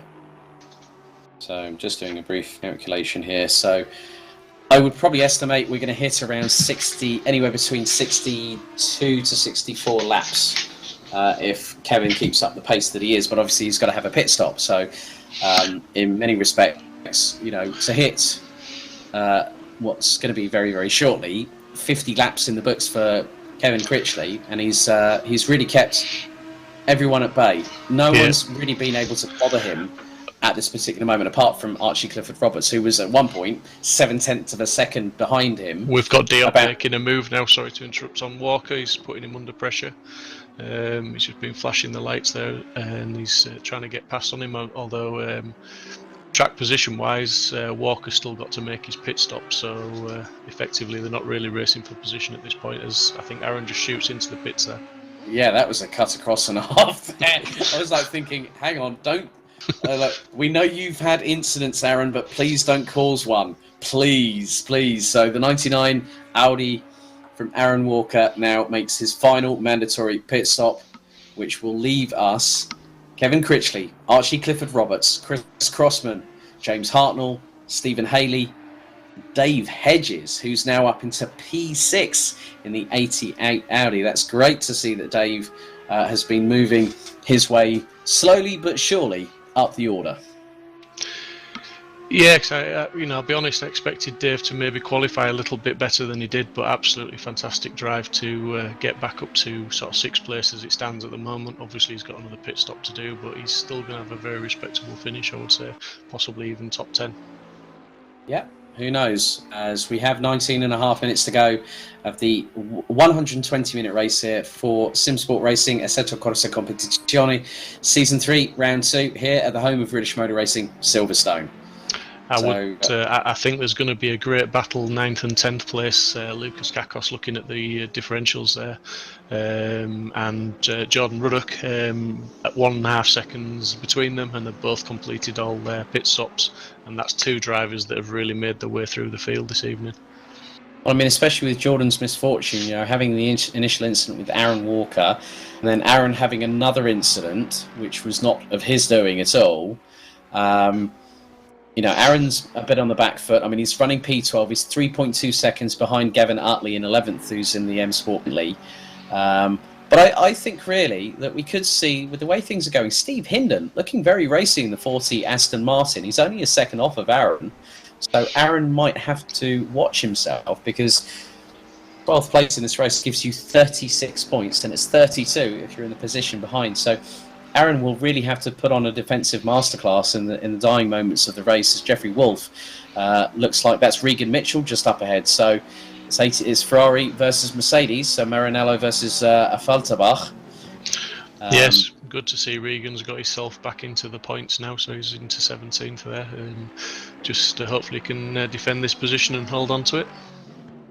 Yeah, that'll give him 16 points in the bag after a good start, which saw him take 8th in the standings. Obviously, he's running under the RPM Racing banner, but also the team livery in-game Black Falcon. 39 points coming into this round, and he was only just 3 ahead of Sreko Novakovic, running in the Pistonheads Ferrari 488 GT3. But Jeffrey Wolf, I'm very impressed here. He's 20th last time out, and he only scored 3 points. But he's on for a really, really good, solid finish, and I'm hoping that if he gets if it is, he's 18th at the moment, so he's got effectively 12 points, but if he gets past Regan, that will be another 4 in the bag to him, and that will put him slightly up the order. Yeah, I mean, that's it. Like you say, there's a points differential all the way down, and it's not just a 1-point difference, it's 4 and 5 point differences, so it's worth fighting for every single position all the way through the field, just to amass as many points as you possibly can. Yeah, very much the case. Now, if memory serves me correctly, this is actually the first appearance of Kevin Critchley, because he wasn't with us last time out at the Nurburgring. So with the way things are standing at the moment, if Chris Crossman stays where he is right now, which will be P3, that'll put him on a total. Well, he'll literally double his points tally to 151 points. And that was not done with a calculator there, ladies and gentlemen. I've got about 5 or 6 different sheets of paper. I've got the Silverstone track layout in front of me. I've got the Simsport Championship Series points, the championship table. But then this will really put Kevin into a really, really good place, because it'll put him in the top 5 in the standings approximately. Here we go. 16 minutes on the clock. Haley and Hedges both in the pits for their mandatory pit stops. So that means we will have just Hartnell, Crossman, Clifford Roberts and Critchley. And I'm wondering, is Archie possibly going to think of an undercut here? Because With only 13.1 seconds in the bag, Critchley's lead and potential victory could be under threat here. It could be, but I think it'll take a mistake from Kevin going into the pits. Like I said, I do believe they're just going to take fuel. So, as much as I want to see that battle, and I'd love to see a battle, I think Kev's just driving for the win now, and he's probably watching the gap. And Archie may have even settled for that second place at this point, not wanting to push too hard. Maybe, I'm not sure. They obviously like to prove commentators wrong, don't they? But yeah, that's my thoughts on it at the moment. Well, the proof is in the pudding, and we'll find out very, very soon indeed. But then looking, 151, this is a predictive score, of course. Obviously, this is before anything is declared, and ratified by Simsport Racing in terms of the championship standings. So after this, effectively, Chris Crossman will possibly lead the standings on 151. And then I look at Archie Clifford Roberts. He's on 57 points. As of the Nurburgring, and then he will get 88 for finishing second, and that will put him on. Oh, that will close the gap. That will close the gap on Chris Crossman, because Stephen Haley is currently in P9. That is 48 points, and that will drop him out of second position. So if I just do... We've just got Jordan Ruddock 0.3 behind Kakos now, and really pushing for taking that position away from him. He's sort of dinking and diving around, but he's following him onto the start-finish now. Yeah, so as I was saying, the gap between Chris Crossman and Archie Clifford Roberts at the end of this race, if it finishes as it does right now, is 6 points. 151 to Chris and 145 to Archie, going through to the double sprint race format at Misano in a couple of weeks. And considering the fact that Chris Crossman had a 9-point lead over Stephen Haley after the Nurburgring, so effectively, Archie has really done a number on Chris, and Chris has thought, where has this Audi come from all of a sudden? He's now going to have to think, I'm really going to have to hustle in these 2 sprint races at Misano in a couple of weeks' time. 2 sprint races with 30 plus cars, 30 minutes. That's going to be awesome. That's going to be intense. Yeah, I'm really, really looking forward to it, because from my perspective as a karting commentator, when you deal with 36 karts on, let's say, a 1,360 metre circuit that I possibly might have been commentating on this weekend, had the travel restrictions been lifted a bit earlier. I did 24 races back in early February, and I've never felt so broken in all my life, because it was consistent. Okay, next one's out. And it's 3 minutes before the 5 minutes after the last one's gone. I've gone, how many karts have we got? Oh, 36. Oh, so you're looking, and then you realise how many races you've done in a weekend. And I think that was the most I've done in one weekend. 36 races, along with 8 different qualifying sessions. So to come to do something like this, it's a bit more relaxing on the vocal cords, if I'm honest with you, as Ruddock still battling away with Karkosh through into Luffield. They're going to come out of the corner. Now, Jordan Ruddock has been the one that's really been putting the tactics into play here, and these two are battling over position. So P7, and that is for 56 points on the board here. Jordan Ruddock in the tow of Lukas Karkosh as they fly their way through into Cops, down towards Maggots, Beckett and Chapel. I wonder if Jordan will be looking to get a good run through here and then take him down into Stowe and Vale, as he has done previously on the last 2 overtakes we've watched him make. Yeah, going into club. That's where his sweet spot's been at Ferrari. Yeah. Let's be completely truthful about here. As they come down the Hanger Straight, heading down towards Stowe, he's about 3 to 4 car lengths behind. So I don't think on this particular occasion, but if he gets late up in the braking zone, probably not as, that would probably be as late as he dare. As Karkosh runs a little bit wide coming out of Stowe into Vale, he can't make it yet. So I think really he's possibly got another 2 laps before that move can really, really work. And if he does that, as they say, 3rd time's a charm. And for Jordan Ruddock, that would secure him 7th place in this race. 11 minutes on the clock to go here at Simsport Racing ACC Season 3 Round 2 here at Silverstone. A great battle on our screens with Lukas Karkosh and Jordan Ruddock. Now, we're having a little bit of a replay here And that is the 667 of Optimum Motorsport, and Isalovic again in the wars. That looked like Reese Wiggins there that was up his inside. Yeah, Wiggins, I think, just went in a bit too hot. I think, as Alex Wirtz once said, I might have ran out of talent just then. But the thing is that these guys they're coming to the dying throes, and it's far from easy. It's about sort of just keeping consistent, trying to make sure that you hit the apexes, hitting the braking zones, as Kakosh and Ruddock again now come through Luffield through into Woodcote. And again, Ruddock looking really, really well poised. But we're into the final 10 minutes, and Critchley, Clifford Roberts, Crossman and Hartnell, who is going to be the one that blinks first? That is the main question that really needs to be answered, because who is going to do the last-minute splash and dash? Steve, I wouldn't really want to put any bet on who out of that top four will be the last to do so and have that advantage to really go for it gung-ho in the final couple of minutes of the race. No, I mean, they'll all have the hammer down. They'll be trying to go as fast as they can, obviously, to get those the quickest laps they can, possibly. Because I'm looking at Abdoulaye Diop in 5th and thinking, when James Hartnell makes his pit stop, is that going to promote him to 4th? That even if Hartnell does just a couple of litres splash and dash, it's still going to be close, I believe, obviously with the pit limiter and everything. So, yeah, that's going to be one to watch. But I think the others will stay as they are position-wise, but I think 4th and 5th will be close. Yeah, I think you could also possibly, if Diop gets past Hartnell, what's not to possibly discount the fact that Giotto in the 39 Aston Martin could even factor into 5th, because in terms, I think, what is it, 60, 80 kph pit speed limiter we've got here at Silverstone. Yeah, and then that just throws in the fact that Kev Critchley, Abdoulaye Diop and Giotto are all new. This is their first round, so that's 3 new drivers in the top 5 or 6. So that's great for the season.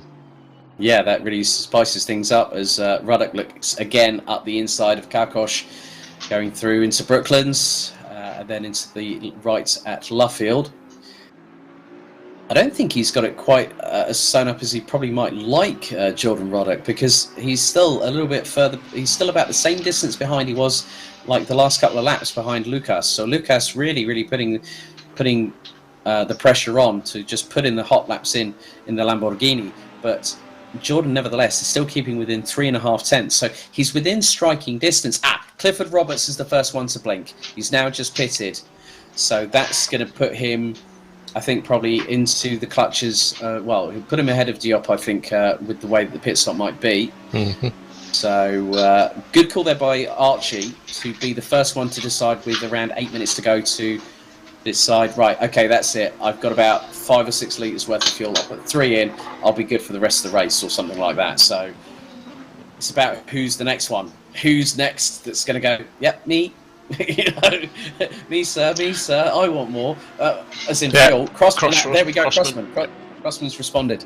So straight away, the answer has been given that both Clifford Roberts and Crossman have both now made their second and final mandatory pit stop. As on your screens at the top, that is Utley and Haley battling for 9th in the latter stages. And Utley's got a really good run going into club. Is he going to do a Jordan Ruddock here? That'd be crazy if he did, but he thinks better of it. Discretion is the better part of valour. Backs out of it, and I think possibly in the next lap or two. We've only got 6 minutes 50 to go, and 57 laps now will be completed very shortly. As Hartnell now pits. So we've just got one more driver at the front of the field, and what's more, Steve, it is the leader. Yeah, I think Kev's obviously he's going to come in the next lap or two, and that's got to be the limit, and he's going to do a splash and dash. I think he's got the win in the bag, barring any serious errors on his part. Hopefully no speeding in the pit lane, all that sort of malarkey. Let's see how he deals with it. It's still a lot of pressure. He'll be thinking about that as he's going in. He's in the pits. He's just pitted with around 6 minutes and 10 seconds still to go. But I think he's just left it to the absolute. I think the Porsche might have even been running on fumes as he pulled it into the pits. Quite possibly, yeah. But possibly time to perfection for him. He's going to go in there, do his quick splash and dash, and he's going to come back out in the lead quite safely, I think, there. Gav's looking very fruity behind Mr. Haley, putting him under a lot of pressure. Yeah. And Jordan's still up behind Lucas. Station's maintained by the looks of it, though. Yeah, Gavin is yet to score this time because he actually ended up... He's 22nd on our leaderboard behind Paolo Tempera, who isn't with us this time around. Paolo's had to bow out for this round, but hopefully Paolo will be back. He's the only one that's been running the Team Schnitzer BMW M6 GT3. So, yeah, Gavin looking really, really racy. Going into Stowe now. He's taking a wider line to sweep into the corner and carry the momentum through the Bentley. And that's one of the good characteristics of the Continental GT3. So they go through into Vale, into Club. He's gone round to the outside again. Late on the brakes goes to the number 14.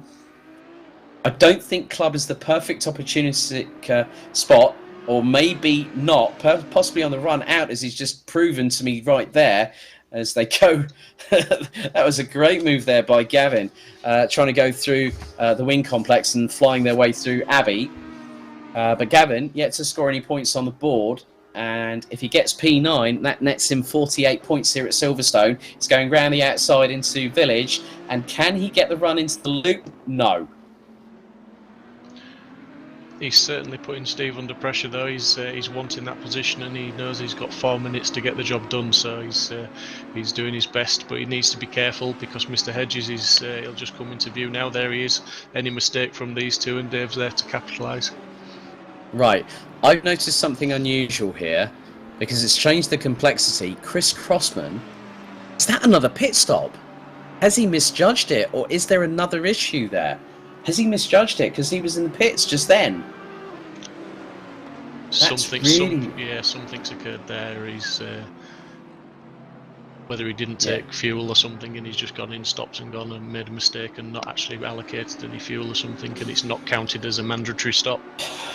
Yeah, so that's putting really, down. Really disappointing, yeah. That, you know what this means? That Archie Clifford Roberts is going to be the provisional leader after round 2.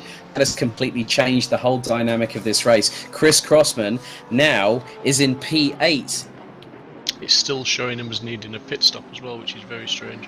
Right. Okay. That is very, very strange indeed. But Chris Crossman, if he finishes in 8th, that will give him 52 points. You add that to 75. That will give him 127. That'll put him 18 behind Archie, provisionally speaking. And if for some reason there's an issue with the pit stop post-race, if he gets a penalty, that could even drop him further behind, and Archie Clifford Roberts could be heading into Misano with a comfortable lead in the championship. But obviously we've got to see what happens with the likes of Stephen Haley, Lucas Kakos, Dave Hedges, Aaron Walker. What will be the provisional standings after we have our checkered flag, which is around 2.5 minutes' time, with myself, Alex Goldschmidt, and Simsport Racing's very own Steve Proudley here in the virtual commentary box. Great battling here. That is Wolf and Wardell. Again, that's the battle for what is 16th place on the road. I've really been impressed by Jeffrey Wolf this time around, and he's definitely shown a good credence here. 20th in the standings coming into this round, and 17 points will give him 16. 17th place will give him 16 points, but if he gets 16th, that's 20 in the bag and puts him on 23 after this. So 2 minutes to go on the clock, and we are on lap number 59 here at Silverstone. I'm just wondering, where is our leader at the moment? Steve, can you find him for us? Yeah, he's approximately 6 seconds in the lead still at the moment. So he's comfortably in the lead. He's just coming to the start-finish straight now to complete another lap. So we're going to get one more lap out of them. So 60 laps will be the total amount. Here is our leader, Kevin Critchley, in the number 15 Porsche 911 GT3R. It's been an absolutely fantastic performance. So Crossman's pit stop, I've just been informed by Mike Yell that it has been registered. Thank you, Mike, for that. So he is down in 8th place, which in many respects, this is going to change. It's going to blow the championship wide open, even though we are on round 2 out of 10. And down the hanger straight for the final time comes Kevin Critchley, Steve, just hand on heart, a stellar performance from the number 15 Porsche. Absolutely fantastic. He's just gone from the lights out to the checkered flag. He's not put a foot wrong. Obviously, Archie was putting him under a little bit of pressure at the midway point. He didn't buckle under that. He just stuck to his plan, and he's job done. He's completed it, and he's going to take the checkered flag. Fantastic performance. Yeah, definitely. And Nenad Mancic says, can you show us where Adam Isalovic is at the moment? Well, he's currently running in 25th place at the moment. He's on the bottom right, as you can probably see on your screen there. There's Joel Diaz, just ahead of Richard Pixley. And then just in quick tow is Adam Isalovic, as they go through towards what is going to be Abbey. And as down the Wellington Straight, it's been pretty comfortable for Kevin Critchley. 0 on the timer. We are done and dusted here for Simsport Racing Assetto Corsa Competizioni Season 3, Round 2 here at Silverstone. And through Luffield, exiting out of the corner, second gear, putting the power down, up to third. Through into fourth, round Woodcote for the final time. The checkered flag waves for Kevin Critchley in the number 15 Porsche here at Silverstone by a commanding lead. And through very shortly, when we catch up to him, will be the number 96 Audi of Archie Clifford Roberts, who takes not only second place, but provisionally speaking, the lead in the standings on 145 points. Abdoulaye Diop will very shortly be across the start-finish line, our third place finisher here. And João Diaz very happy, flashing the lights in 23rd, the 26-year-old from Portugal. So it looks like James Hartnell and Nicolas Girato will round out the top 5. Great job by Girato. First performance in Simsport Racing ACC Season 3, rounding out the top 5 in the 39 Aston Martin. We'll speak of the devil, and they do appear. Here is the R Motorsport car. And look how close Kakosh and Ruddock are. It's not over yet here, Steve. My goodness. Kakosh is fighting for 5th place. Ruddock looks to try and take advantage. Kakosh on the inside. Into Brooklands for the final time. Kakosh might get the move done, or does he? Let's see. Oh, that's close. A little bit of rubbing. Girato runs wide. Kakosh to the outside. Ruddock to the outside on Luffield. Can this be 2 abreast across the start-finish line? If it is, I think Ruddock's going to have the run out of the final corner. He does. Oh, he turns him! He turns him on the final corner! Ruddock denied 6th place by Girato for the moment, but I'm sure that might be investigated post-race. Well, but Lucas Kakosh. Oh, heart in the mouth, defibrillator on standby. Girato turns around Ruddock on the final corner at Woodcote. Oh my goodness, here's Dave Hedges rounding out the top 10 behind Stephen Haley and Gavin Utley. And Gavin now picks up 48 points for his troubles. So Dave Hedges takes 10th. Oh my goodness, Steve, can you believe that on the final corner? John and Ruddock denied. Speechless. Yeah, I think the stewards are going to have something to look at for just a couple of incidents this race, just to review and hopefully rectify. And you never like to affect the standings with stewards' decisions, but sometimes they have to be made. Well, round 2 here at Silverstone. What a job by Kevin Critchley. Absolutely fantastic performances there. And, just how our top 3 have done. Obviously, Archie Clifford Roberts takes the provisional standings in this at the moment. Obviously, Chris Crossman finishing in 8th place. Archie Clifford Roberts having a great job in 2nd. Now leads the championship on 145 points as we head to Misano in 2 weeks' time.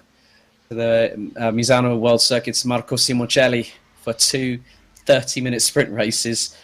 Steve, just your thoughts about that fantastic race just there. Oh, it's fantastic. I mean, it's as I say, it's my first time in the commentary booth, so I've got a whole new angle watching it from here and talking about it as we went. I've really enjoyed it. The racing was top notch. There was battles throughout the field. I wouldn't have wanted to be the the director on this one, because trying to pick the battles to watch must have been really difficult, because you just had to look at the gaps. And credit to those guys that did have incidents, because they literally just got back on the track, got their head down, and they finished the race. And some very respectable finishing positions from some guys that were a long way down at the start. So credit to those guys.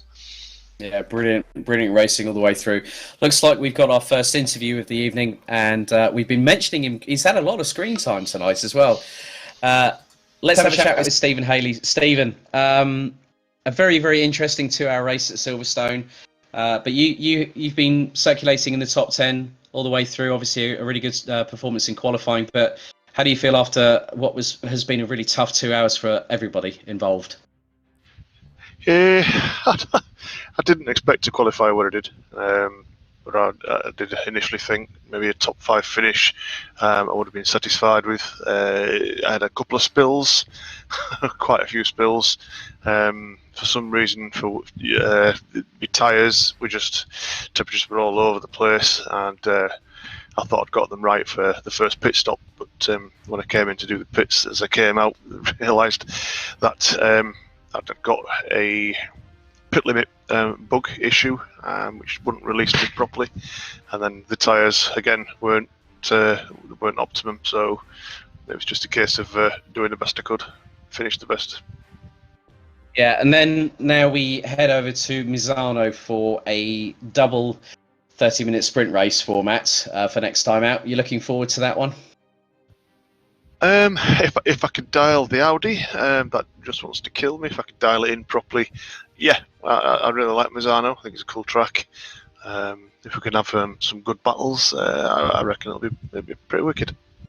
Brilliant. Well done tonight, and we look forward to seeing you in 2 weeks' time at Misano. Thank you very much, Stephen. Yeah, thank you. So I think in many respects there, Steve, it's really just about time to sort of close things out. Thank you very much to everyone watching on the Simsport Racing YouTube channel, the Simply Race YouTube channel, and a few live streams as well. But Steve, we head to Misano in just 2 weeks, the 19th of July, before we then head to Kyalami a couple of weeks later for a 60-minute incursion. Thoughts ahead now that Archie Clifford-Roberts has the lead in the championship? It was touch and go with the Chris Crossman was going to be in the top 3, and then obviously he had that issue. Yeah, it's really changed things. It has, and I think there's going to be a lot of chatter in the other Discord room now regarding Chris's issues, because something obviously went wrong, or something wasn't ticked to make it a valid pit stop. But yeah, and the beauty of the championship is the 2 sprint races. It's 2 separate races, so there's 2 chances to win, and there's 2 pole positions as well. So there's an extra point there with another pole position and another fastest lap as well. So there's lots of points to play for, and there's hopefully there'll be 30 odd cars to get off the grid and get going. So yeah, should be some great fun. Fantastic. Well, on behalf of myself, Alex Goldschmidt, Simsport Racing's very own Steve Proudley, it's goodbye from Silverstone, and then we say hello to Bella Italia. We head to Misano in 2 weeks. Join us then for 2 30-minute sprint races, which will, in the words of Michael Keynes, blow the bloody doors off. Thank you for watching. See you next time, and good night.